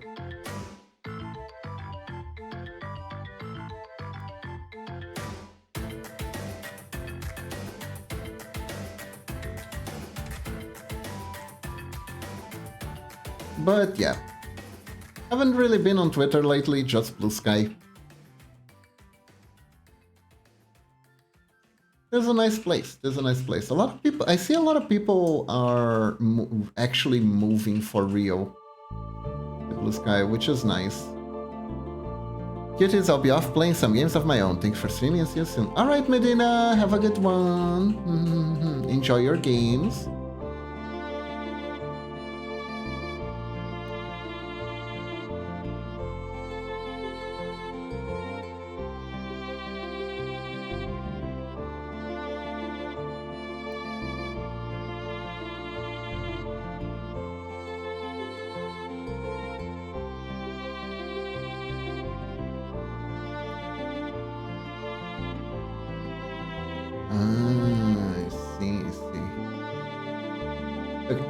So technically, you didn't need to include this one in the animation. This one can go up. There we go. There we go.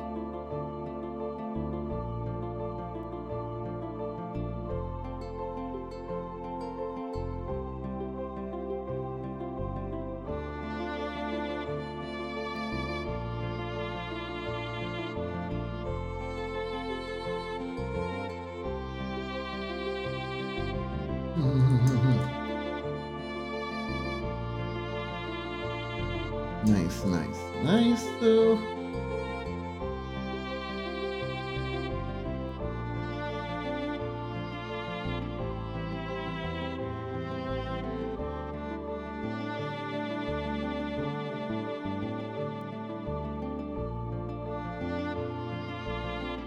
Okay, this is a good enough battle animation idol.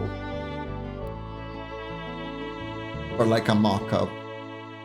So I think I'm gonna keep it, even though it's a little bit robotic-y. Especially because it ties up with the Padoros all being a part of a robot army from the animation I did last year, so perfect. But maybe I can make the pom-pom move a little bit.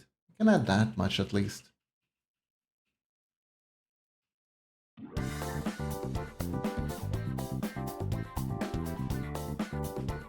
So let's do that. Add a little pom-pom.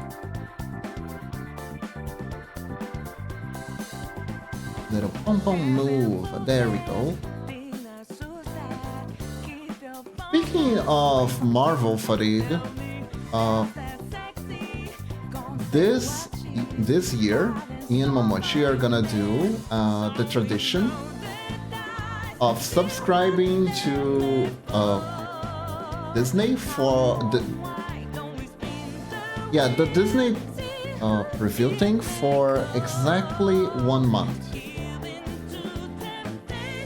We do this every year basically because I don't know, the Disney streaming services sometimes releases interesting stuff, but compared to what they actually have most of the time, it's not that amazing. So we can kinda catch up with the series that are actually worth watching in less than 1 month, and they got the Agatha All Along. I think that one is gonna be fun. I remember we had a lot of fun with the Loki series, partially because of how un-Marvel it was, but you know.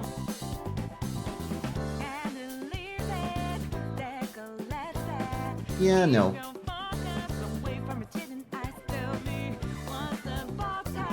Oh, I need to connect to this one here. There we go. Perfect! Look at that pom-pom going. So now, what I need to do is figure out who is gonna be fighting the Padoro.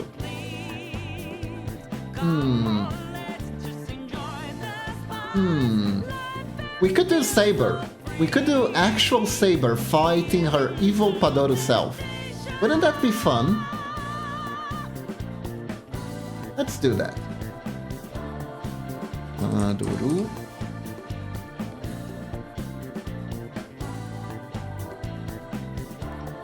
New empty frame.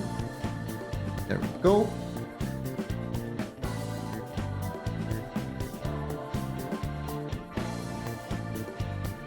Now we do this. And let's get actual Saber. Do we get the actual Santa Saber that's not the Padoro version? Or do we get regular? Oh, wait! What am I talking about? This isn't done. I forgot the ribbon! That's no good. It's lacking the ribbon. I thought that the back sprite was a bit too easy. Something was missing.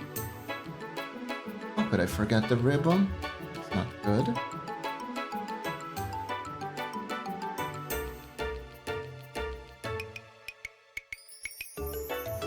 That's not good at all.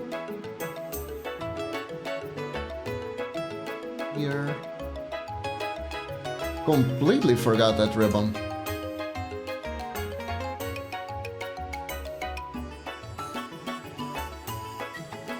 Even chat forgot the ribbon. I'm surprised.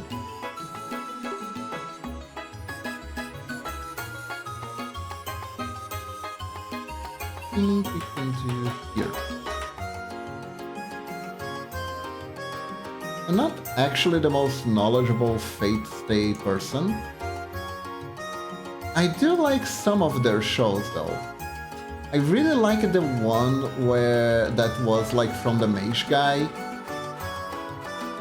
I really like that one that was about solving magical murder mysteries. That one was a lot of fun because mages can do just a whole lot of bullshit. So coming up with the what the fuck happened whenever a mage murder occurred was really funny.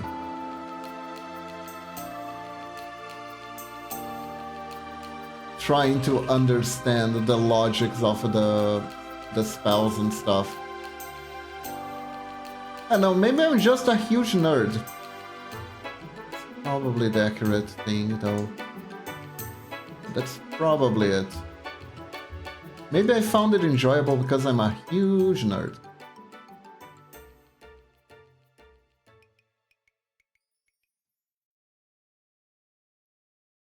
But it was fun.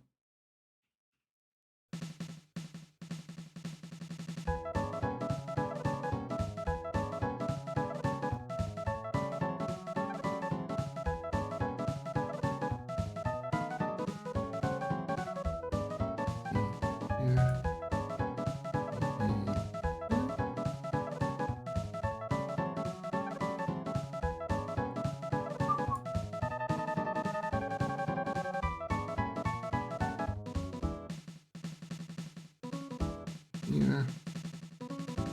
Oops. Huh. Wrong layout. Hold up.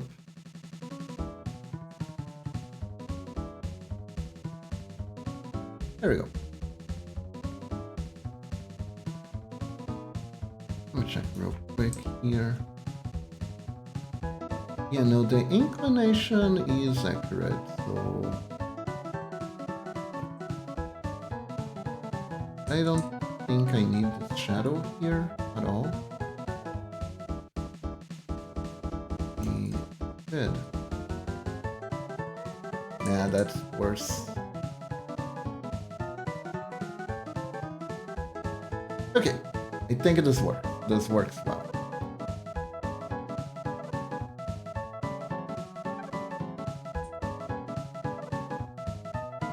Now I need to essentially reanimate this whole thing, but it's fine.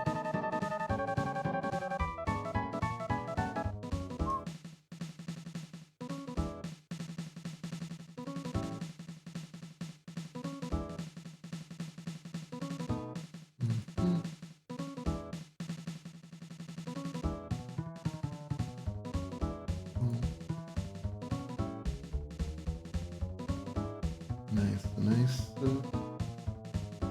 Oh, interesting. Oh.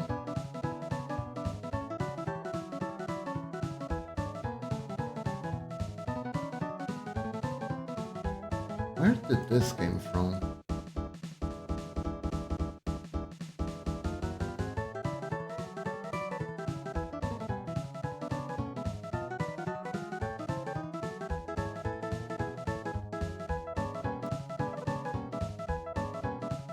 Oops. Okay. There it is. No.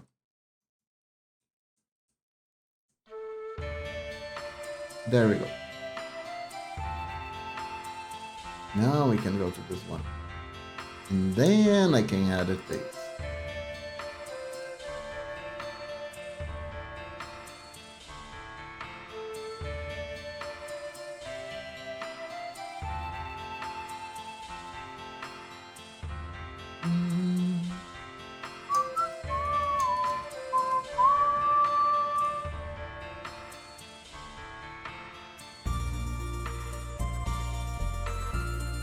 Here we go again.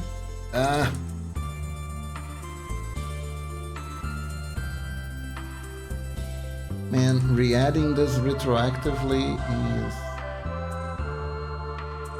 actually more work. But here we are.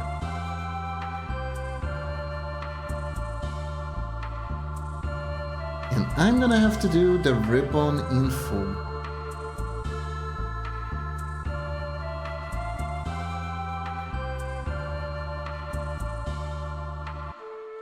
And on the back, but that's fine.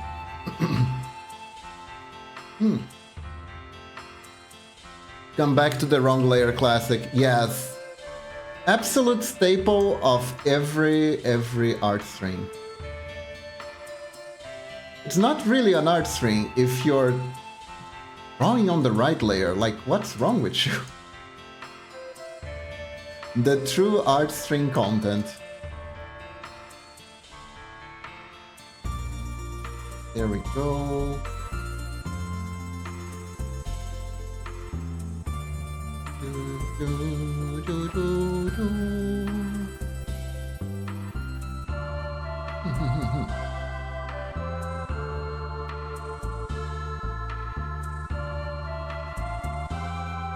You need a duck smoking emote. Duck smoking? Smoking? Why? Why a duck smoking? It's bad for the duck's lungs. Poor ducky.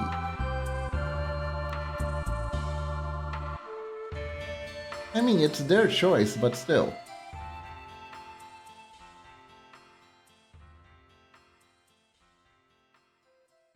Though I gotta say, it is really funny how a person smoking is like the ultimate denominator of a person being extremely stressed.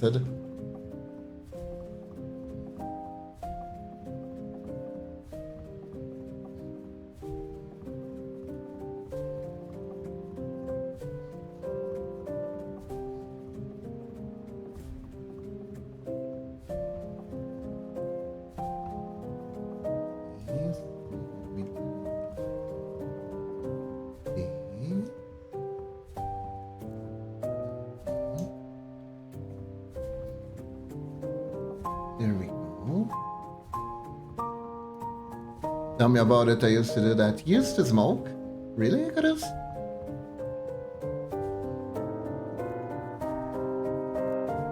Ah.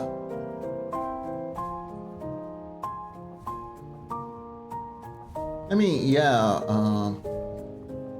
I think that's like one of the few things that smoking does for you. It helps relieve stress, right? Oh, really? So that means you quit relatively recently. In 4 years.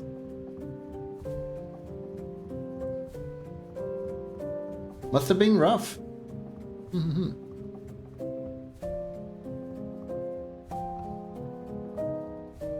Not addict, but when finals were near. Ah, I see.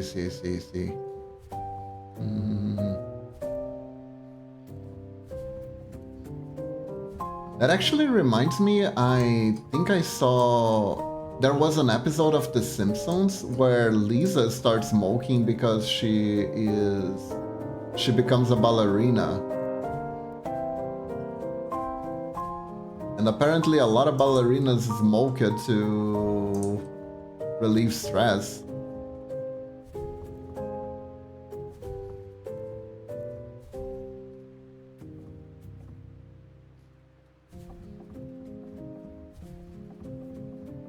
Which was an interesting thing to choose and under a minor smoking on the show, but you know.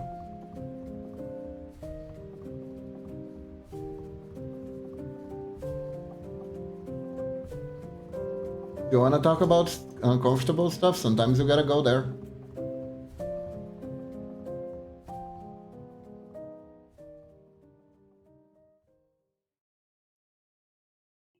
One day we're gonna master the art of talking about uncomfortable stuff in a comfortable manner, but until then...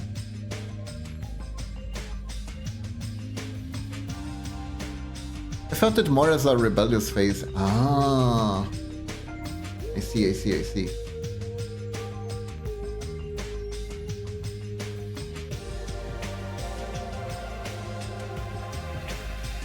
You're not supposed to smoke. You don't tell me what I can or can't do, Mom. Something like that? I see.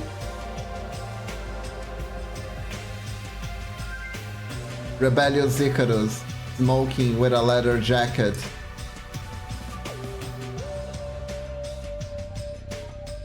Doing... I don't know, what do you do when you're rebelling? I don't think I ever had a rebellious face.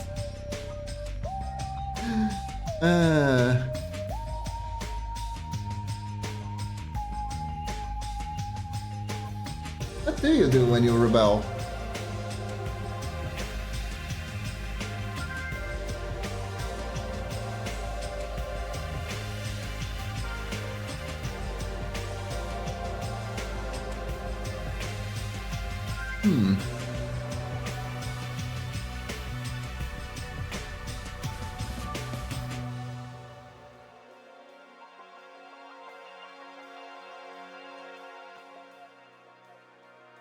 Gonna rebel against society. I'm gonna sit at home and play a lot of video games.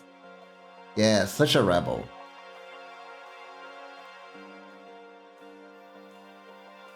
There we go.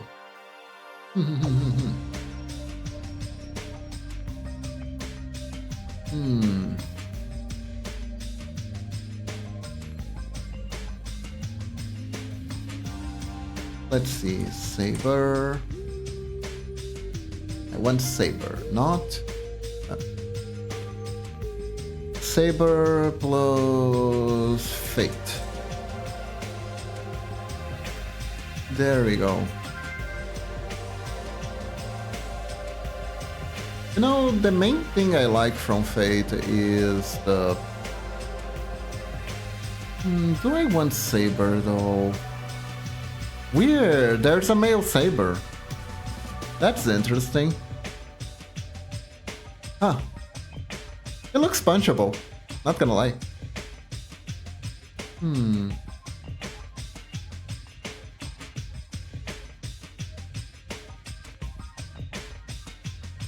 Now I'm not sure how I want this to continue.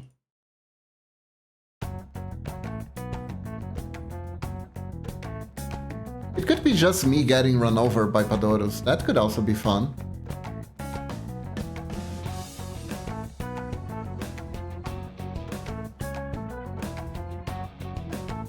That could also be a thing.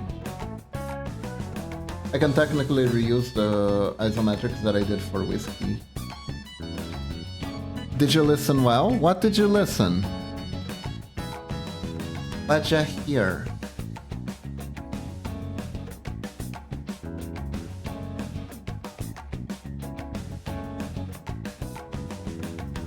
You want to be stepped down by Padoros? That is absolutely not what I meant. You know what? We're making the Saber. We're making the Saber.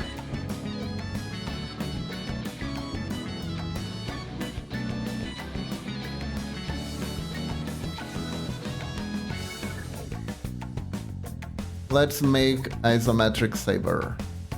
I mean, her design is fairly simple. I shouldn't have too much of an issue. Here. There we go.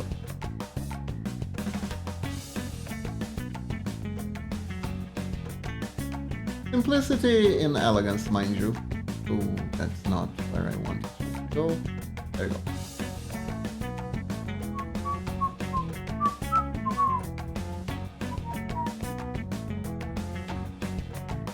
That would be a kink and a half though, wouldn't it?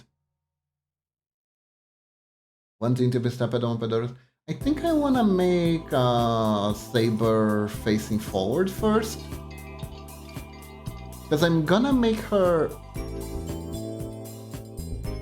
Technically, I'm gonna make her turn it to the Padoro. The Padoro is gonna be here and the Saber is gonna be in the back. Kinda like anime fighting, JRPG anime fighting, actually. So... But I do like to make the character facing forward first, and then I make the back, right?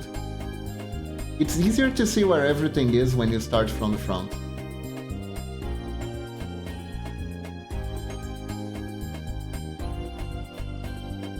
Much better that way.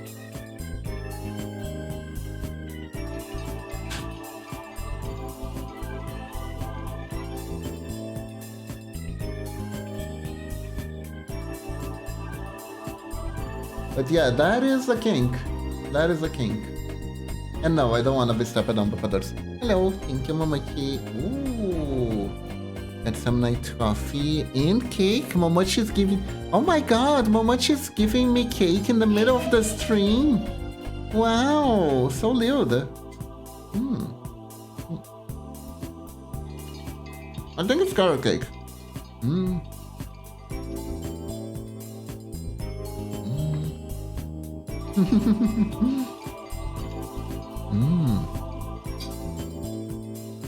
This is really good cake.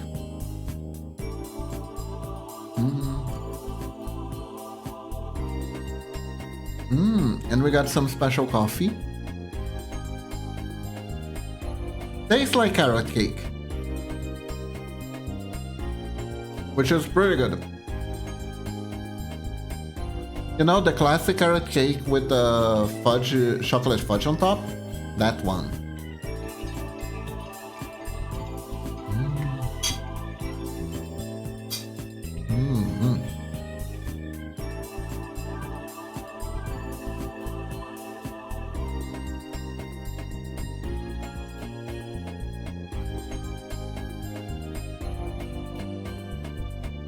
Oh yeah, technically they have the same eye color because they are technically the same person.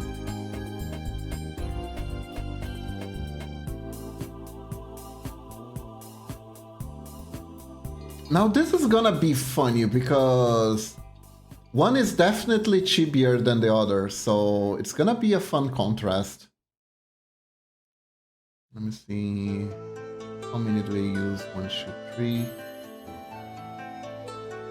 This one's using only 2.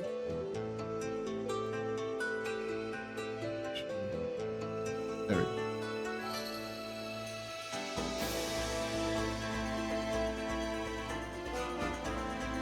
There we are. For size. Okay, we're good, we're good. Proportion-wise, we're good. Interesting. This definitely feels like I'm making the same character in a different style. Fun.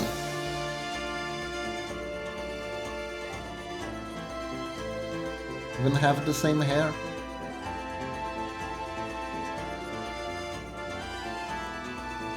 Here.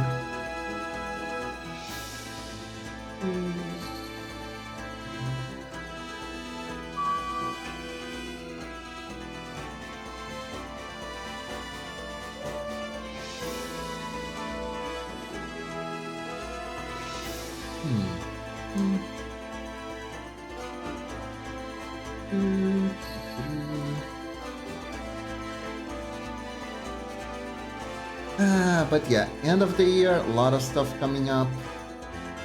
We got the holidays coming up. It's gonna be great.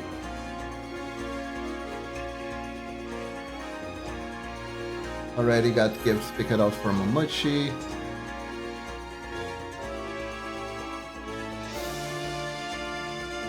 Although she is a bit indecisive about which one she's gonna want.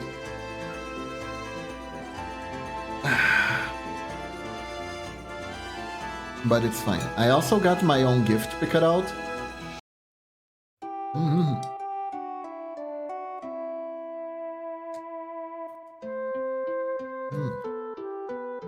This cake's so good.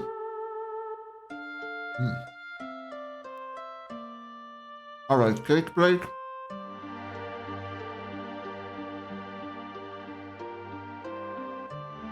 Then we continue.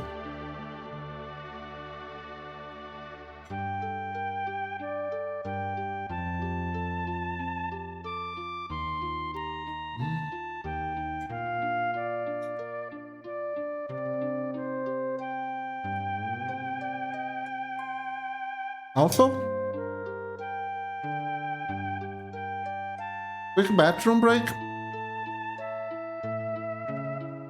Because I've been drinking a lot of water. BRB.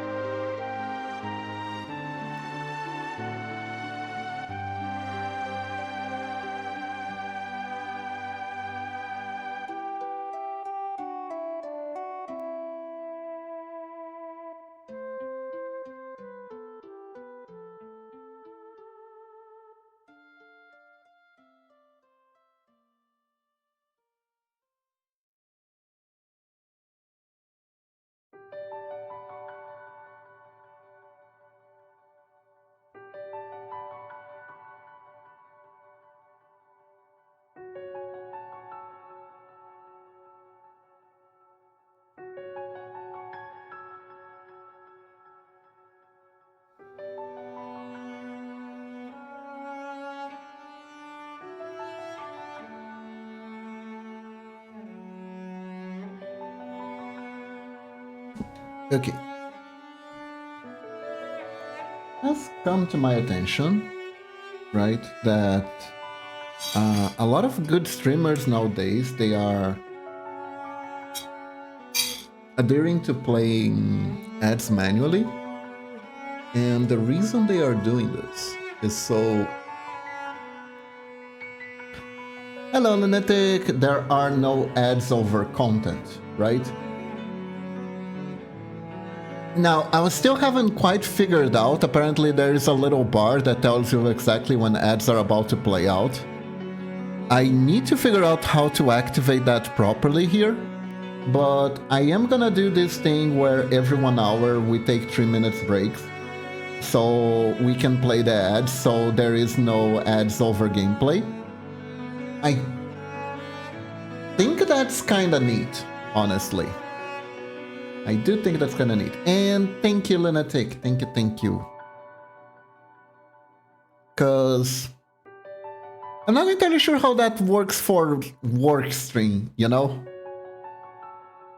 Not entirely sure.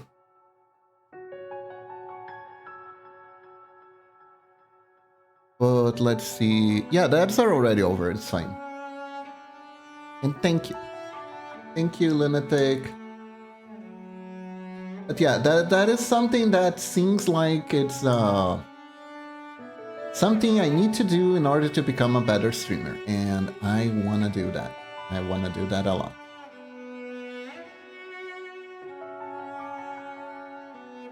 Wanna improve quality of my content for you guys.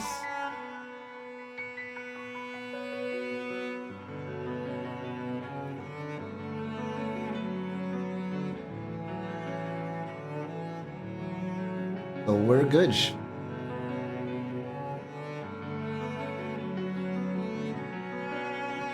So here, there we go.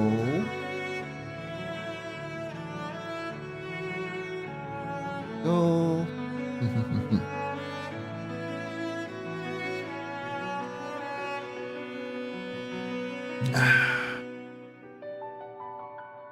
I will try to be as consistent as possible with that, but it's gonna take a while for me to get used to it, so yeah.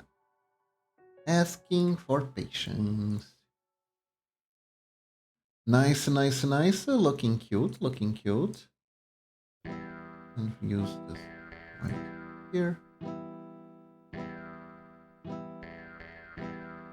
Very good, very good.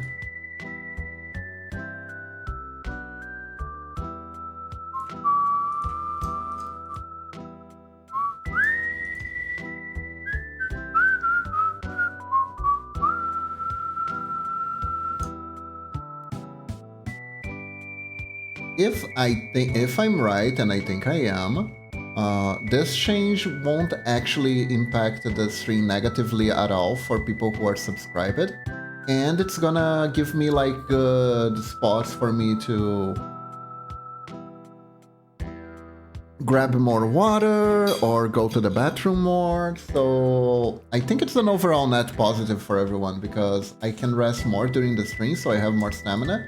And that probably means longer streams. That might actually help me be able to stream for longer. Though I'm not entirely sure how much you guys necessarily want longer streams from me. Especially because I stream at a very complicated hour for a lot of you.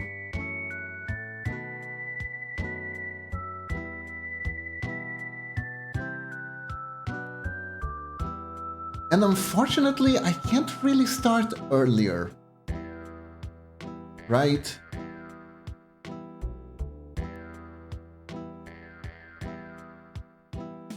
Because I stream, I don't know if you guys know this, but I stream right after lunch. That's the time that I stream. So the only way for me to stream earlier would be for me to eat lunch with you guys. Honestly, you guys have a very nice schedule. Ah, that's good to hear. That's good to hear. It's always a thing, right? Because it's...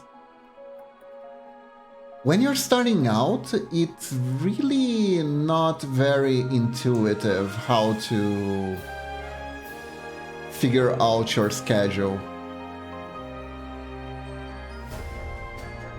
Oh, it's around 9, 10 and 8 a.m.? That's interesting. That's interesting. Wow, I'm actually helping someone keep a healthy sleep schedule? I thought all I did was stop you guys from having a healthy sleep schedule like with Lunatic.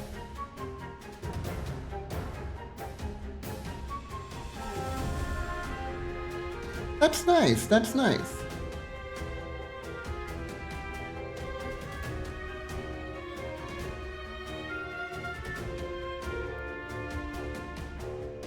For Lunatic, it's like... I think when we end the stream, it's like 1 in the morning. Yeah. And let's see... Nora... I think to Norax and Medina, it's like 7 in the afternoon or something.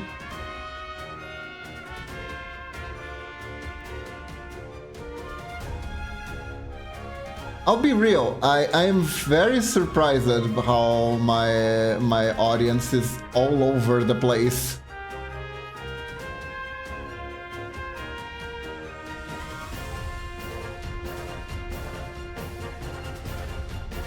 I believe so, Icarus, don't quote me on it. If I'm not mistaken. I think she said she's from Europe.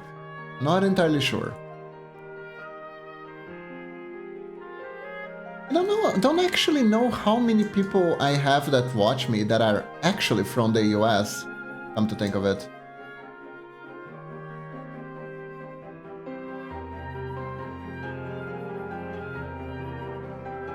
Let's see. I mean, whiskey, true. But I don't know. I mean, you're not in any way obliged to divulge this information to me if you don't want to, of course.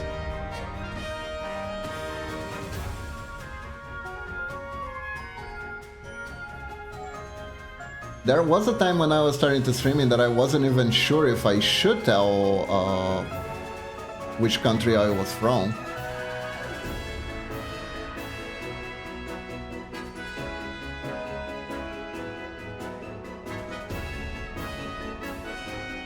But yeah, man, that actually reminds me, we had so many insecurities when we were starting to stream.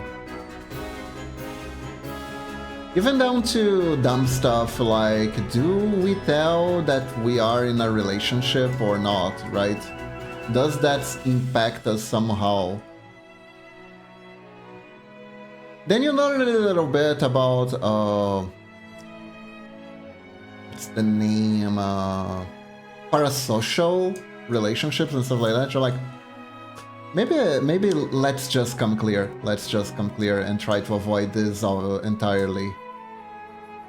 You know? Camel God is from the US. Oh yeah, Camel God is from the US. True, I think. Yeah, Camel God is from the US. Felv is from the US. That one I know very well.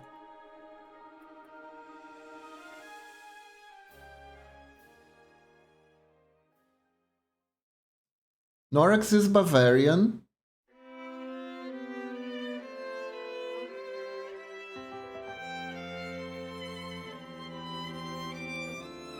Medina, I know it's from Europe. I don't remember if she actually said where she was from, which country she was from. I know Kai is from England.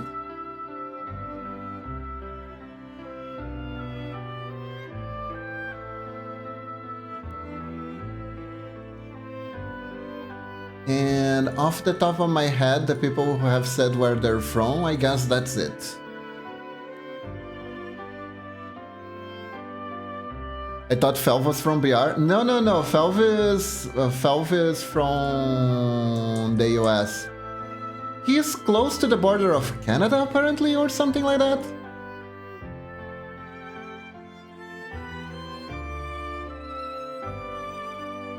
But he's from the US.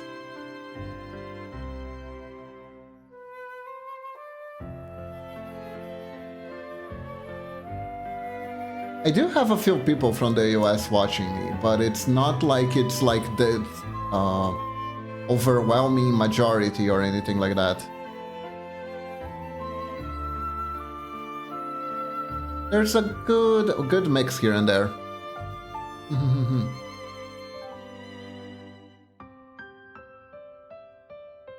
Most people who watch, there are a lot of people from BR that watch Momochi actually.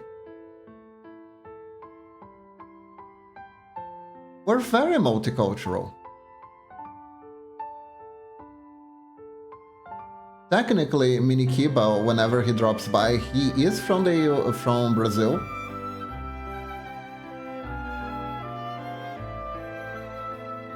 We actually met IRL a few times.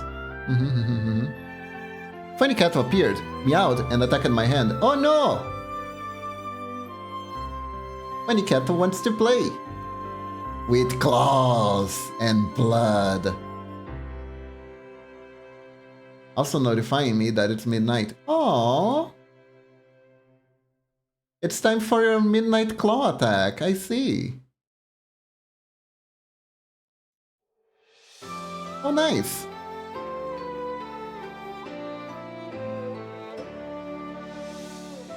Let me grab one of these as reference for the Nice.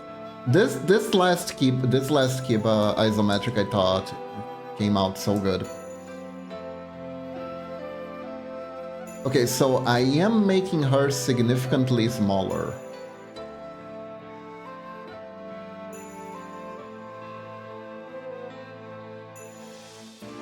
The Padoro makes sense, because the Padoro is a Padoro, but doesn't have to be this small. Although, I gotta say, I kinda dig the smaller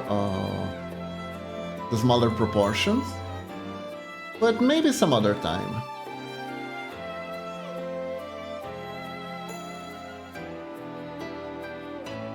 Let's see, is the eyes difference 1, 2, 3, 4? 1, 2, 3. Okay, so that's the thing that influences this. He wanted to be brought up on top of a high shelf that he cannot reach without me. Ah, I see. So this is about stealing stuff. Makes sense, makes sense.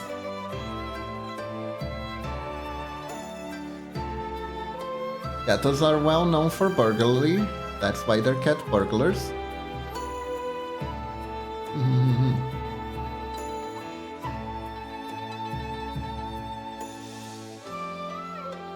Oh yeah, chat, I was also informed this week that sadly my pet finder campaign has come to an end due to scheduling issues and stuff the DM has to go through.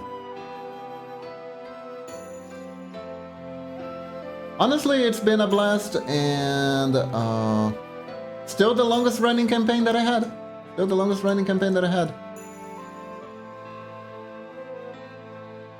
He just likes sleeping up there. Stays in the same room as me when I sleep. Aww, that's cute. Was a fun ride. And I probably played completely wrong most of the time with my character. Especially because I only recently found out I could have been equipping a bow this whole time, which would have been made so much easier for me to stay on the back line as a healer. But I didn't know.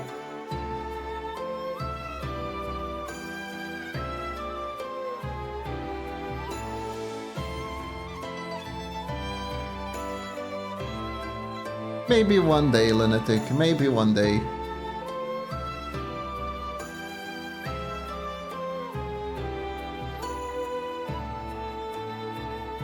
Also, that was the end goal of your character? Interesting.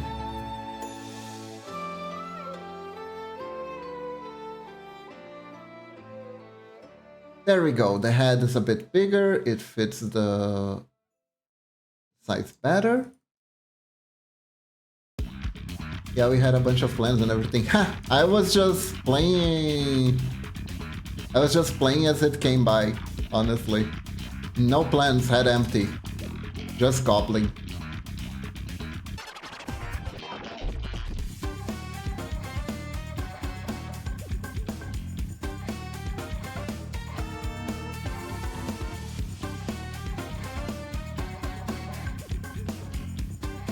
The library section would contain a book which would get that too interesting in Rich Leechdom. Oh, I see, I see.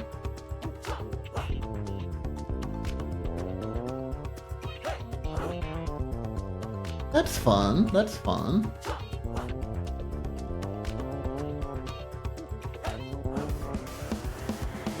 I never really think too much about reaching out to the DM to ask these types of things.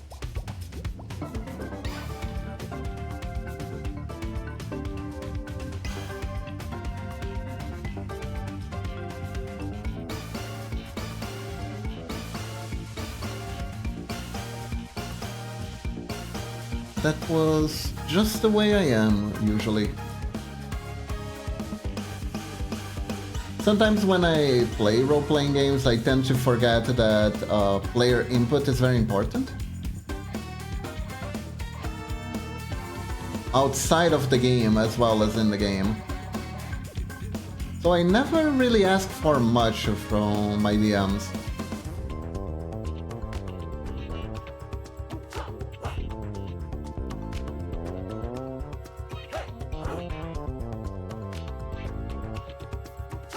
But that sounds like it would have been fun.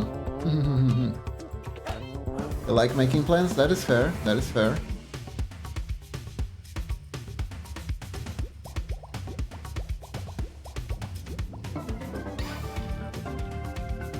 We do this. Oh yeah, I can't quite show it to you guys, but yesterday I was working on a new Tsume sprite based on that Flip Witch style that I've been cultivating and harvesting to become my own. I've been really digging making characters in that style. The proportions are super cute, and although it kinda has a little bit less room for detail than my usual style, it feels more fleshed out, I'd like to think.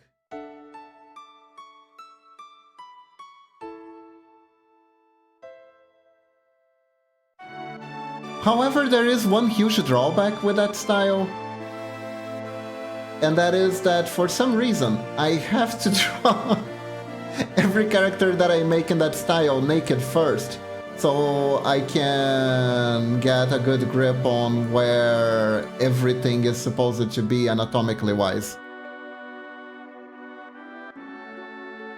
I don't always make a detailed future plan for characters, but I make them often.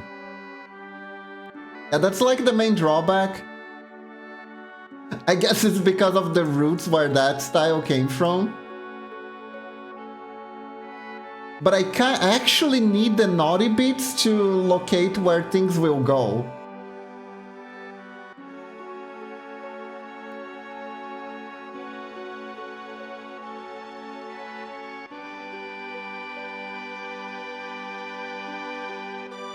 For some reason, I cannot do that. I cannot draw with the clothes on properly.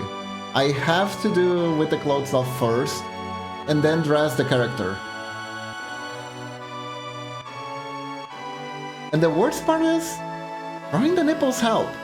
It really helps when you're on the girls. It really helps, so you don't make any impossible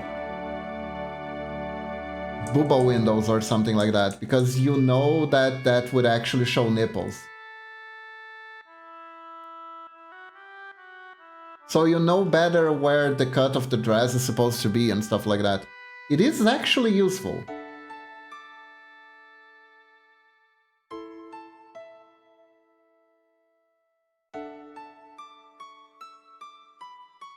I guess this is why Nano is so good at arting. Because like, if you're gonna do... If you do like lewd art, you end up learning a lot about anatomy, because you have to use the anatomy a lot. So you kinda understand where things are supposed to be. You know?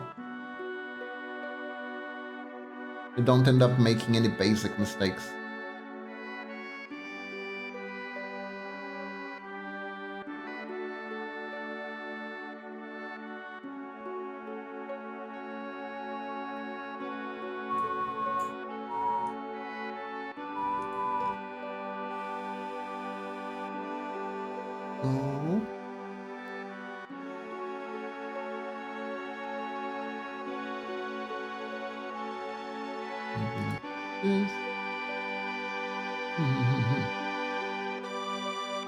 Gotta make sure I don't forget the 3Dness. Man, this is a very epic skirt. Gotta say. I really like her battle skirt. I mean, I'm happy it means for Zeus.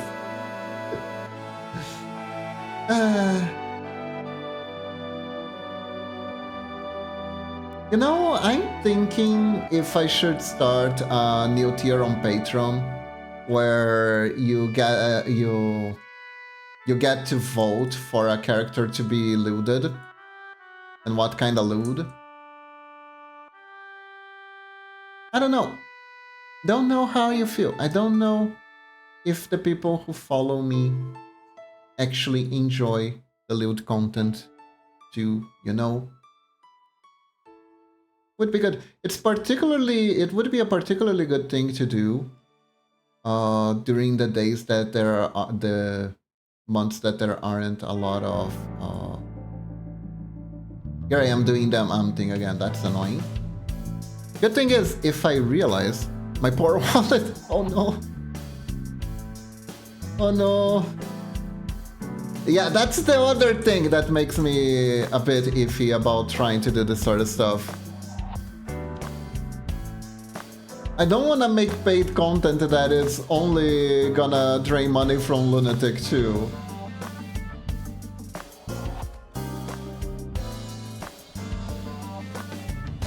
I want to make sure I have like a sizable amount of people who would actually like that. And by sizable, I mean like out of the 4 people who are subscribed to my Patreon, if all 4 would interact with it. Or not. Oh wait, hold up. I can actually do posts that ask questions and stuff on Patreon. So technically, I can ask to everyone who subscribes to my Patreon directly on the Patreon. I keep forgetting that.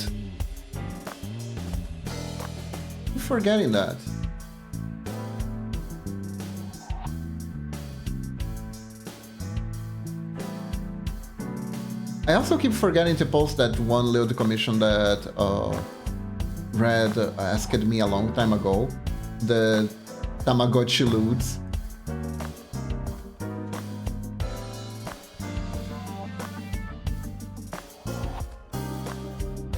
Because yeah, that Tamagotchi had an extra function. That one was very interesting to animate.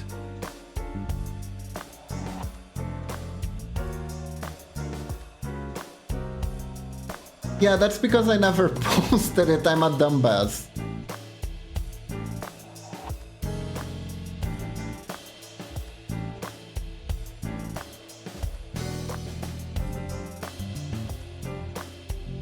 Oh, thank you for the pet, Lunatic.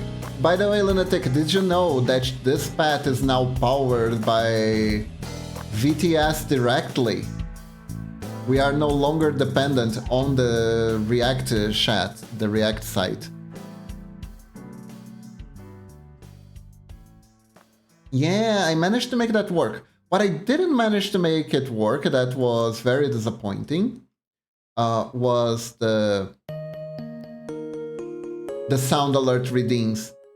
Because I was gonna make it this really cool reading where whenever it plays the sad Naruto music, it would snow, because the name of the reading is Sad Ninjas in Snow. But it's bugged. Unfortunately, there is a big buggle. Yeah. However, it's not completely hopeless. So there are 2 things that are wrong with it. First, the VTS does not recognize the sound alerts that are paid, the paid sound alerts. It does not recognize the sound alerts that are by biddies. That's the first issue. The second issue is that it recognizing sound alerts at all is a bug.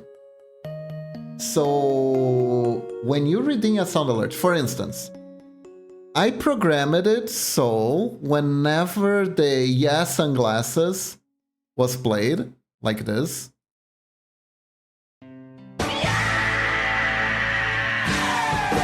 there was supposed to be a trigger that would automatically put sunglasses on me for the duration of the sound. And with this model, there would even be a bubblegum animation too, which looked really cool, right? Especially because of the Gyaru version. However, it seems like it's not supposed to interact at all with the sound alerts, and the only reason why it appears is through a bug, apparently. So it doesn't work. But as you saw, for regular readings, if you reading the pad, it definitely works.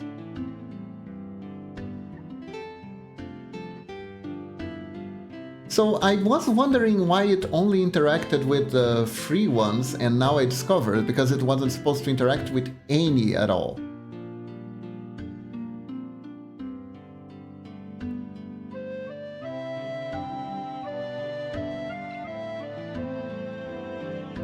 With Sage, however, Momochi the Mad Genius has figured out a way to include sound in readings, all on her own. I need to ask her for the details, but yesterday while I was working on pixel art, she was doing mad science,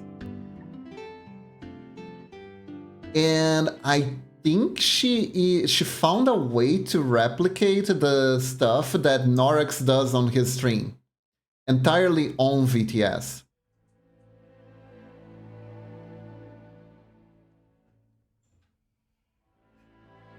Which is why I say, guys, don't trust when Momochi says she's not smart. She is very, very smart.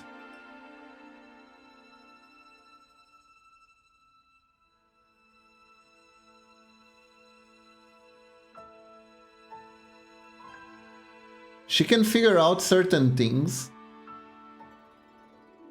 that I wouldn't dream of figuring out. She has the mind of a programmer. Man, can you imagine if Momochi is actually really good at coding and stuff?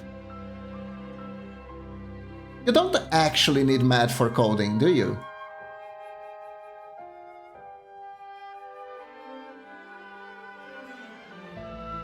Programming is all about figuring stuff out. I see, I see. Well, I gotta say though, arting doesn't feel that different from coding from whenever we exchange knowledge about it.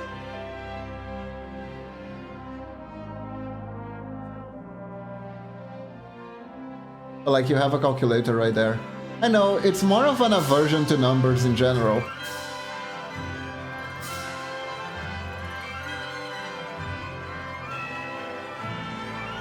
Which I get. Numbers can be very merciless when it comes to making mistakes.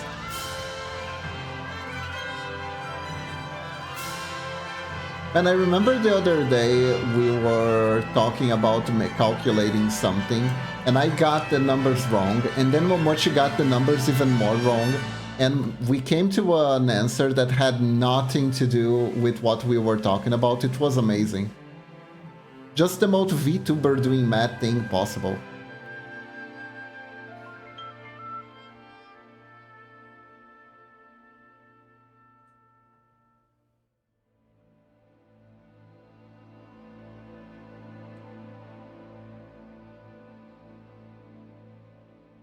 The only reason why I'd use anything else is if it's specifically doing for math reasons. The most I've gotten like addition, subtraction, multiplication. Ah, I see. That is good to hear. That is good to hear. It's like, cause I don't know. If you had to go make get a higher education on it, they do ask for a lot of math questions in the entry exams, so you'd expect to actually use that.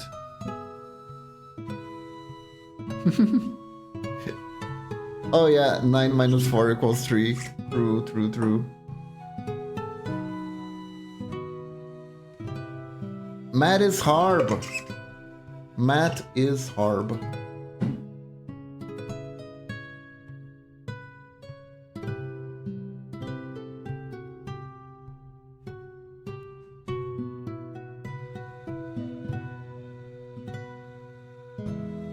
Very hard math.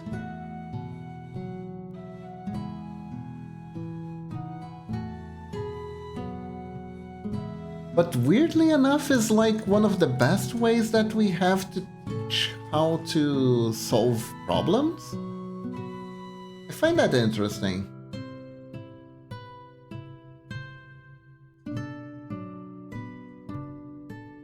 how learning math actually helps you develop problem-solving skills.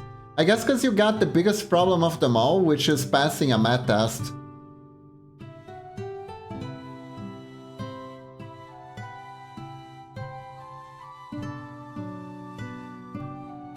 Which, you know how I did it? Mom ever once, I'm always up to teach her Python or something.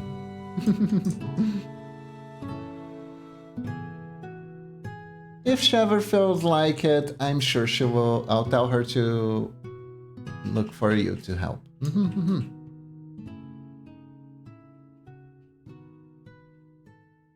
But somehow I don't think that day 4 that is very close, unless she needs it for something specific. Then is another story entirely.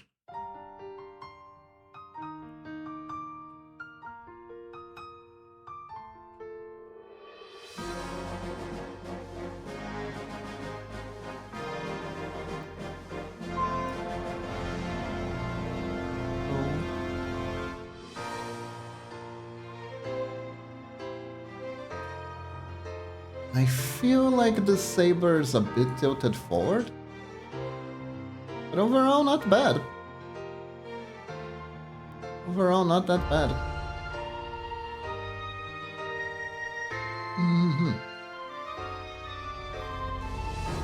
Honestly, I'd recommend learning even a basic understanding of programming. It helps immensely, actually. You can apply it to a surprising number of situations. Oh, such as?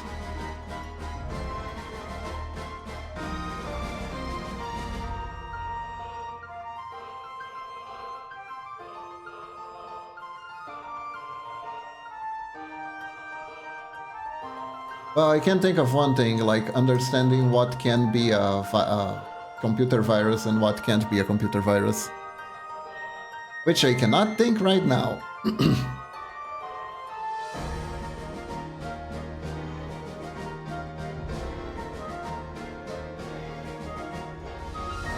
I mean... Sorry. God. Okay.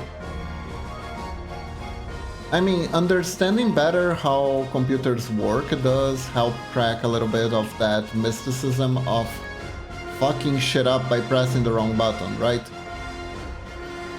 Thank you.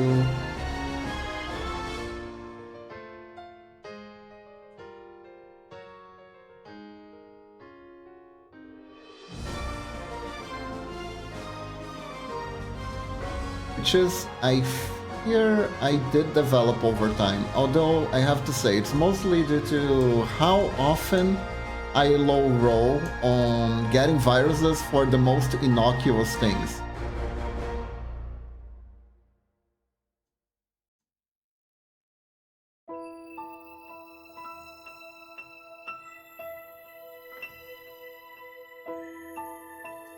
Like that time I was looking for Holy Avenger scans on the internet and I found myself with a crypto miner installed on my computer.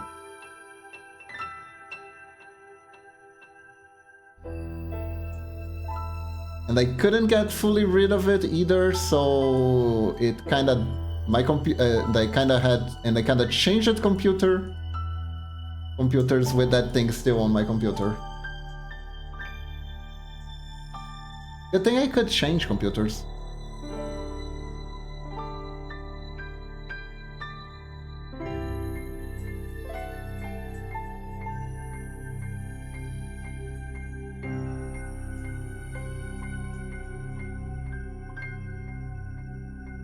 Because I can't afford like a secondary computer, so this is my streaming computer and it has to be kept clean.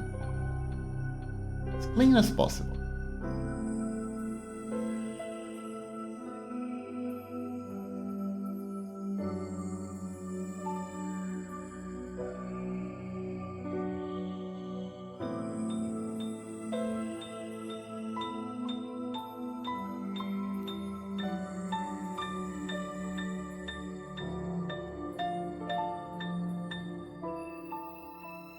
Which is why I get a little bit anxious about stuff like that.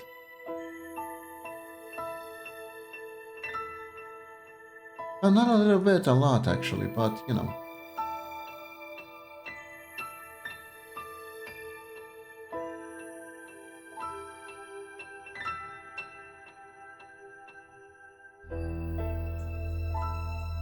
Plus, I've actually seen people lose their entire channel to, like, I don't know, some crypto bros can, honestly. So I've seen some scary shit happen.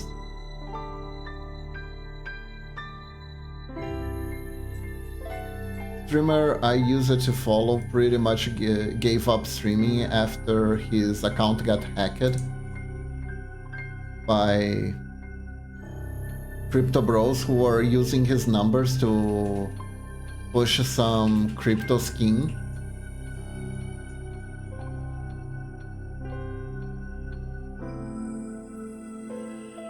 Was pretty sad. Was pretty sad.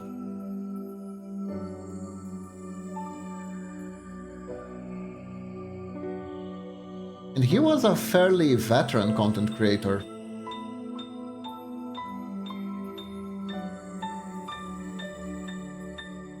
So the fact that they managed to scam him was pretty notable.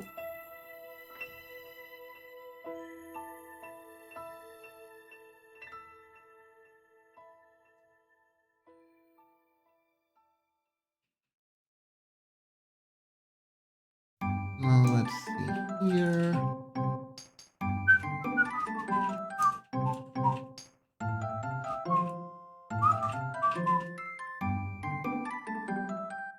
There we go. Perfect. Now I am forgetting the ribbon again, but nuh-uh. I remember this time.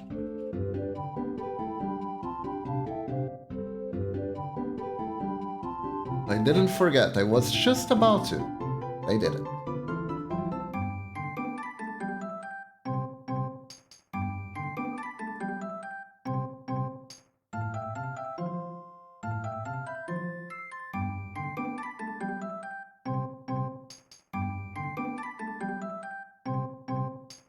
As they say, overconfidence is a slow and insidious killer. Slow and insidious killer.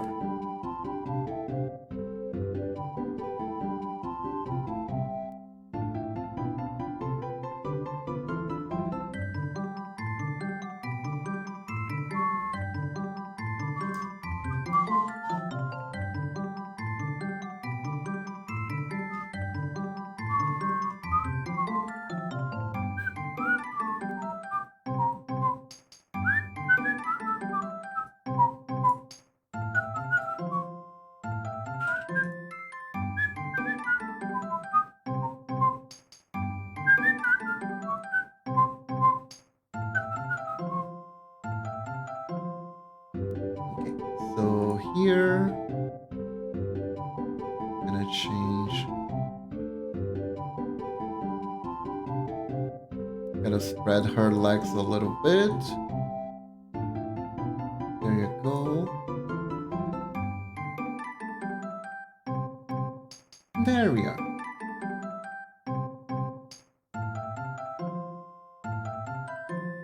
Also, guys, let me know if I ever play something that you guys don't like much. And honestly, I'll see if I can change around. I'd really like to know if you guys have any games that you specifically like or dislike. I always try to ask, you always answer the same thing. You always answer like, Akiba, whatever you play is fine. However, that answer does make me wanna try to find the things that you guys wouldn't like. But I get it, I get it. Trying to think about that stuff sometimes is hard. I mean, I know I did found one. Turns out it was the Marvel thing.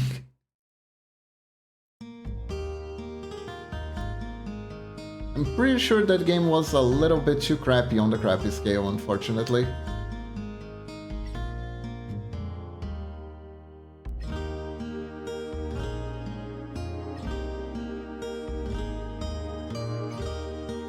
On the bright side, I didn't pay a dime for it, so it was 100% fine.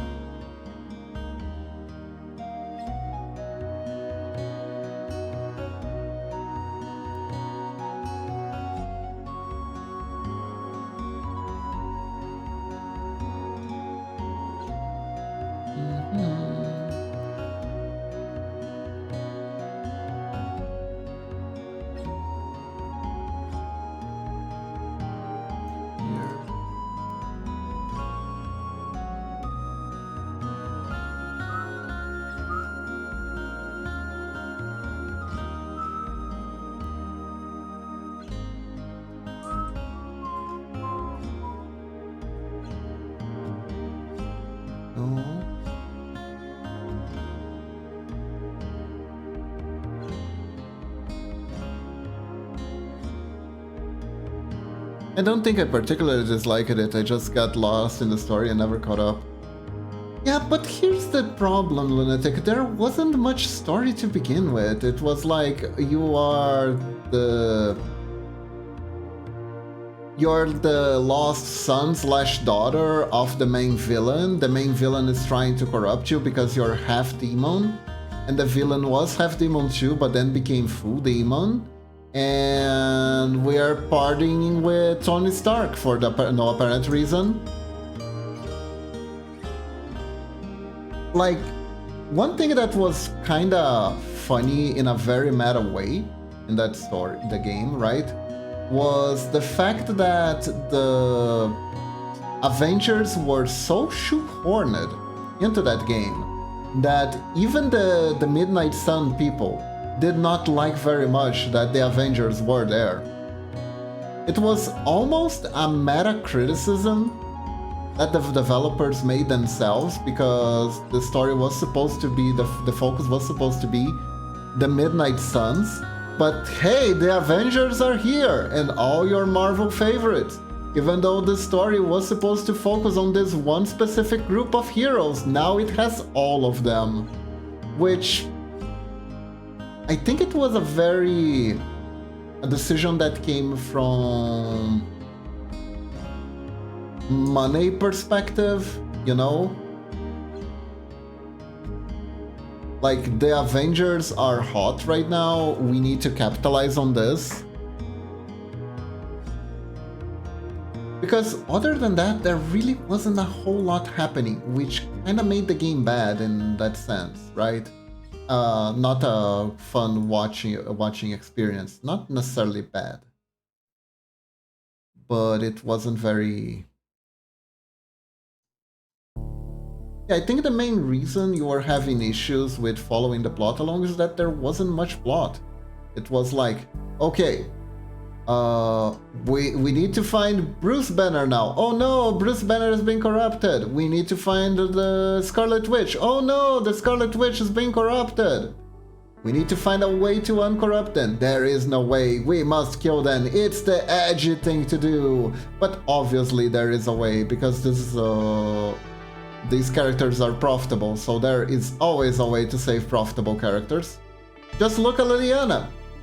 How many times she was supposed to die and she didn't in Magic the Gathering?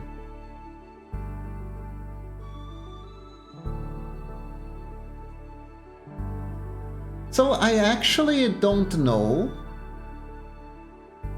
if... But like, basically what I'm getting from what you're saying, Lunatic, is that for story-driven games, like being able to stop and explain what we're doing at the plot is useful. Maybe I could turn that into a redeem, actually. Maybe I could make a redeem where you can ask me to do a plot recap of whatever I'm playing when I'm playing any narrative-driven game. That could be a thing. That could be a way to solve it. Because like, if I keep trying to explain the plot at random intervals, I'll never know when I actually reach the people who are actually having trouble following the plot. But if you guys have a way to ask for it without feeling like you're intruding, because that's the thing, right?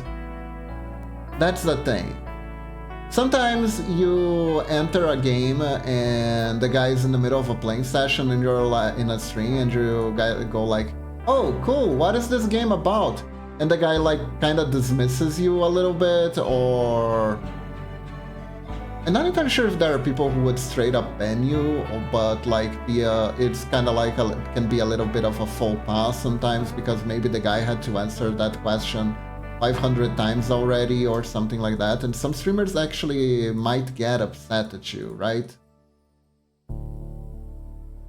So having an indicator that it's safe to do so in my stream would probably be good. That does give me an idea. Thank you, Lunatic. Thank you. Especially because I like to play a lot of his story-driven games, but that whole losing what's happening in the story is not unique to you. That can happen to a lot of people a lot of time.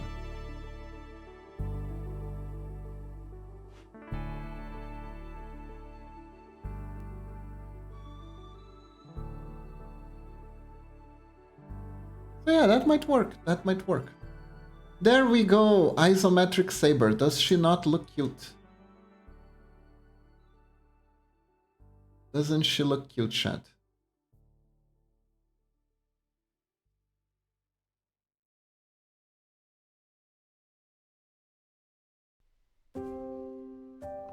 Who would win?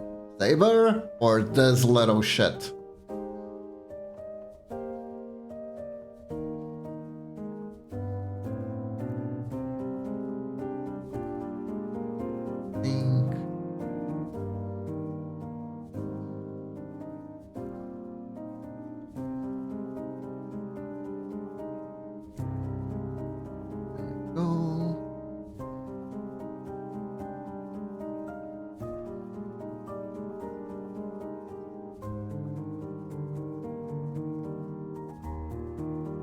By the way, did you guys know that this piano music was apparently composed by Millie?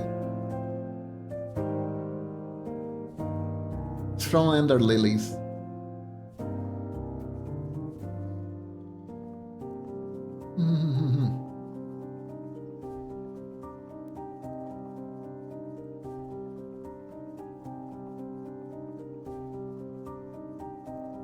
Millie is a pretty awesome artist, isn't she?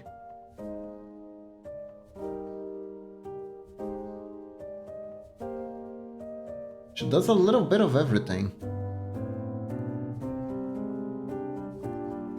Okay, so now we take this and we turn it around so we can turn it into a back sprite.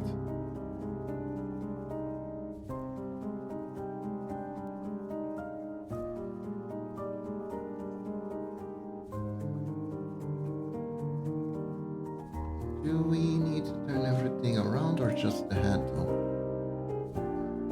Let me think. I think just the head. Let's see here.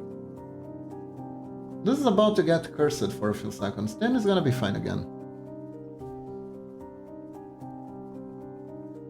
Alright, let's just take the head here and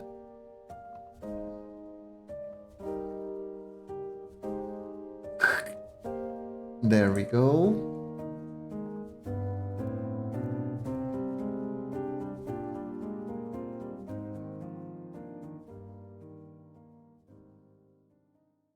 And these ribbons are gonna be kind of floating.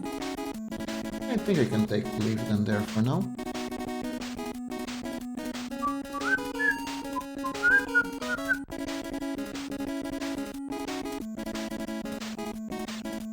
Also, chat, I learned something very important about myself. I cannot for the life of me sing music in Japanese yet. I am not ready.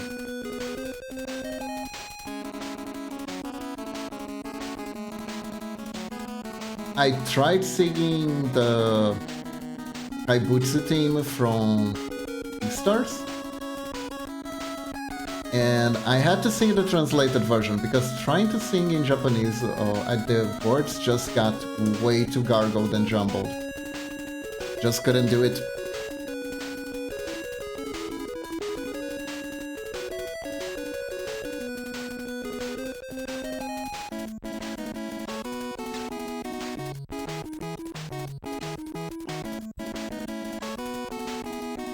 Fortunately, I am a fake weeb. I cannot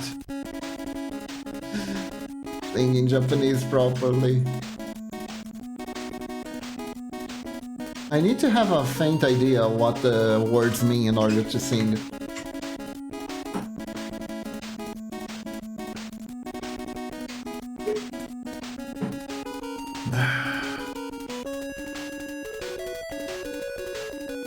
Otherwise, my brain doesn't actually process the vowels.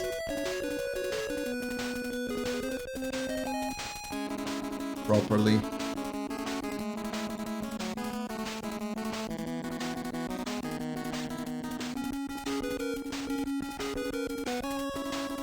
But I did manage to play the English translation. It was even an official one.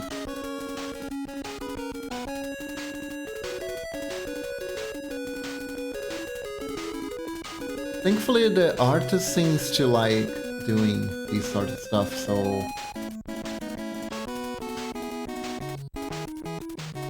good for me.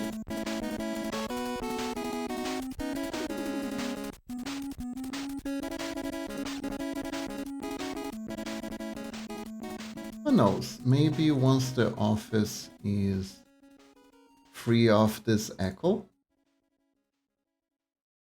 could try to record me singing some musics. It would be kinda, like, really nice. One thing that I can do, I can take advantage of the fact that I do pixel art, and maybe I could, like, even do animations that play as I sing a song or something like that. Could make for some cute YouTube videos or whatever. Or maybe even, like, some Patreon exclusive stuff, who knows?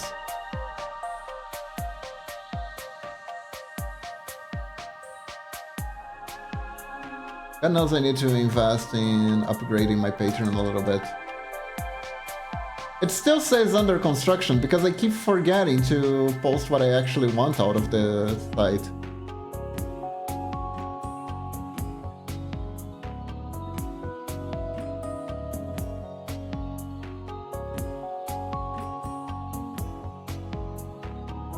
You gotta apologize, Mishat. My head is still under construction, honestly.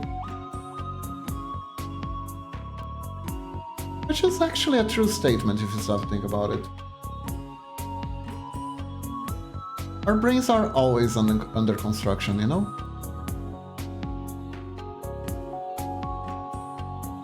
Our brains are always under construction. They're always evolving and changing and growing and learning.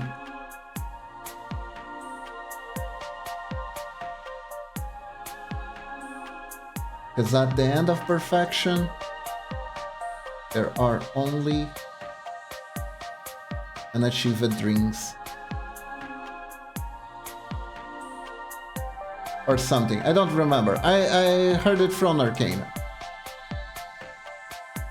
Arcane was a good show. Recommend giving a watch. As Sasby and Lex in a very important scene.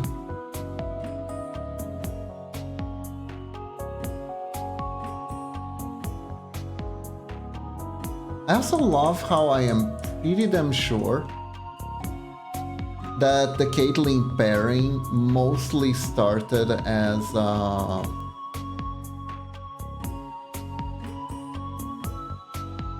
as like a community shipping more than anything, and it became official later.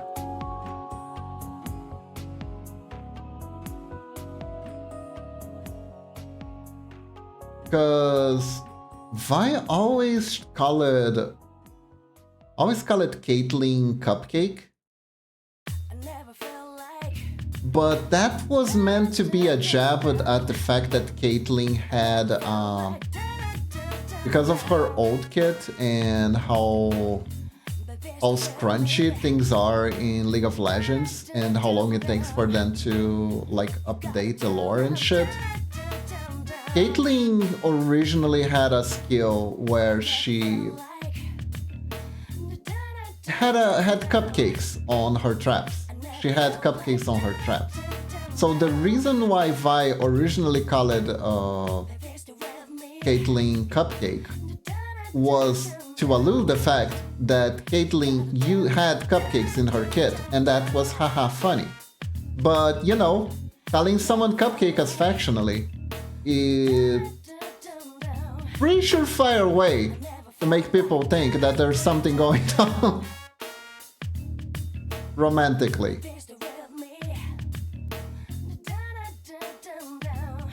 So thankfully, Riot actually embraced that and made it official. But I don't remember when they made it official. They might have actually made it official on Arcane, you know?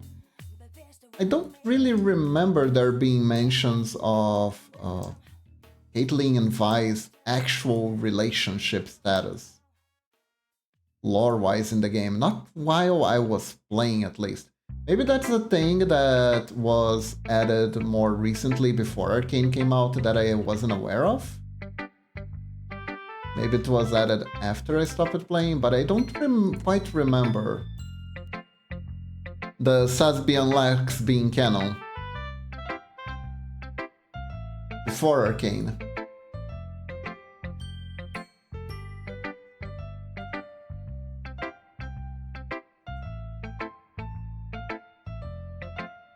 Honestly, here for it. Actually here for it.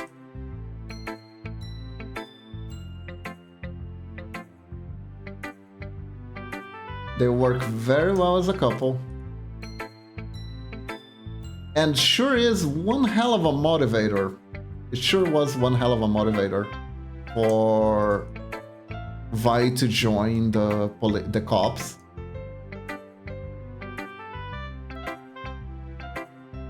Even though she really was fairly anti-cop herself.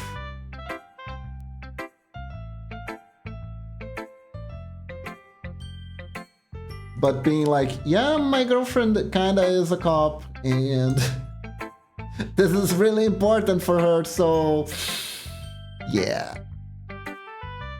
That makes sense. That is a very human thing to do, to say the least.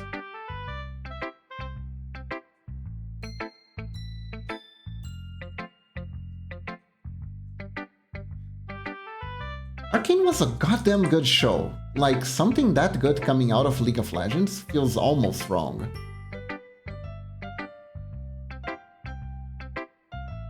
Honestly. But enough dunking about League of Legends, because truthfully, good for Riot Games for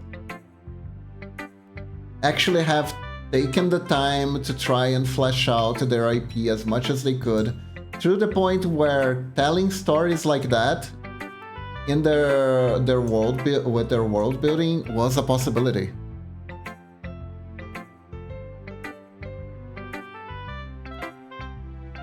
As the League community says, Riot can make anything but a good game. That actually reminds me, I have no idea if that RPG they released a while back was good or not. I remember I saw Scarlet playing it long while back.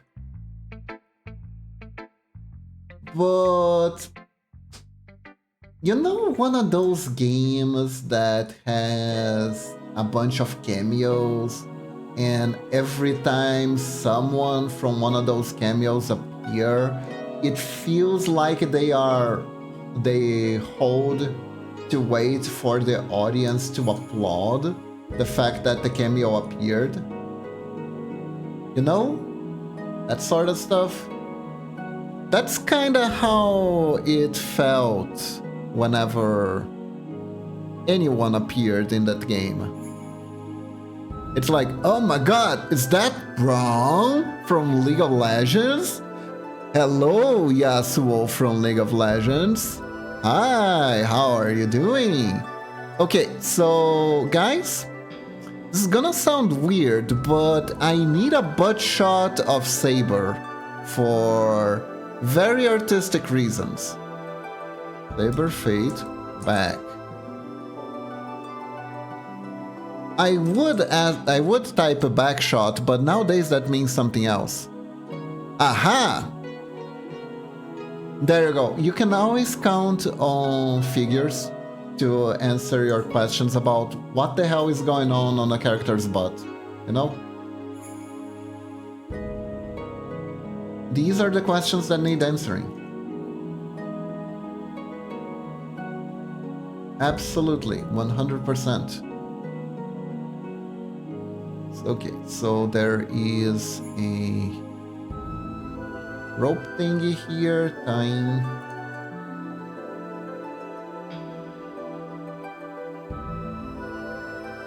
Like this.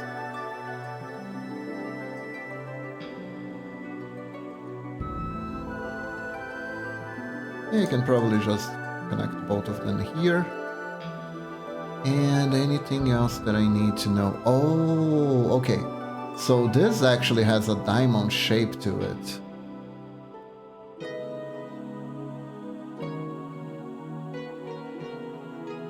Interesting. Kinda like the front, really. Alright, alright, alright. There isn't anything here. Okay. I forgot to put her ears again. Should not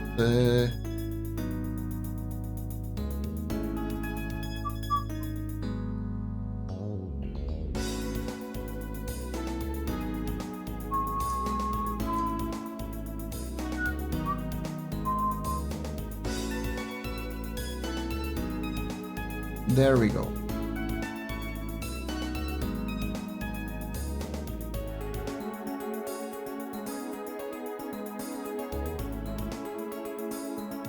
I honestly still don't get why it's called a backshot. When you say backshot to me and just say it's supposed to be lewd, I imagine something completely different. And I'm not the only one. Momochi does so too.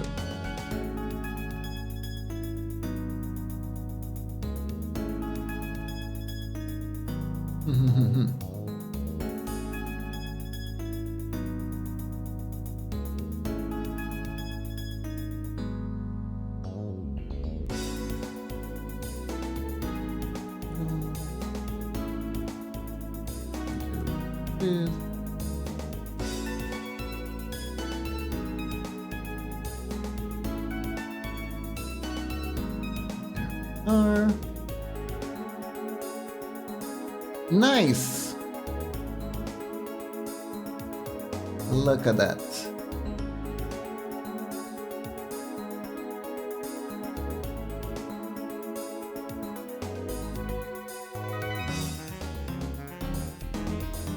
Okay then.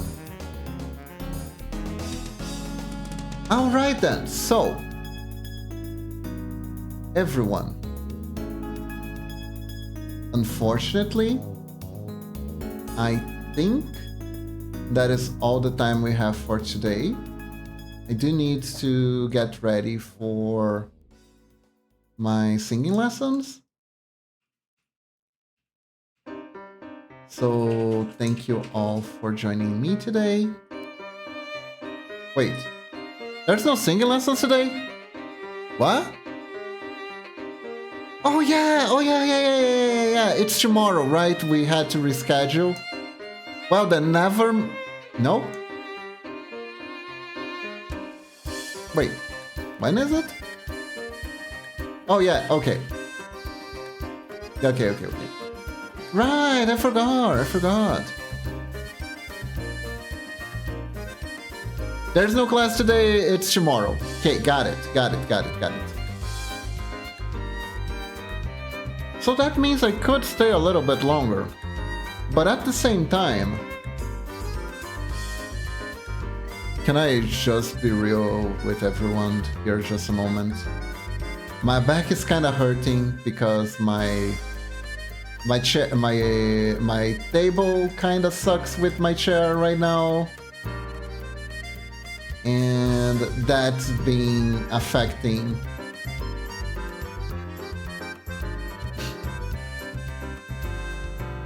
Yeah, we're gonna get new furniture soon. So until then, I'll be real. Kinda hard to stream for more than 3 hours.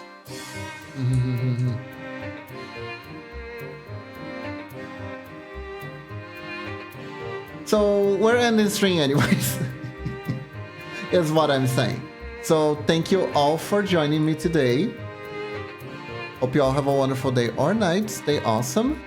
And we're gonna find someone to raid. Who is on today?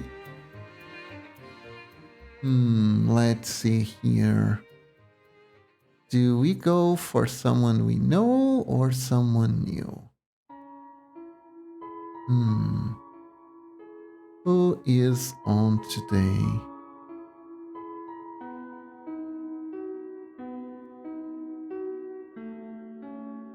Oh, I know.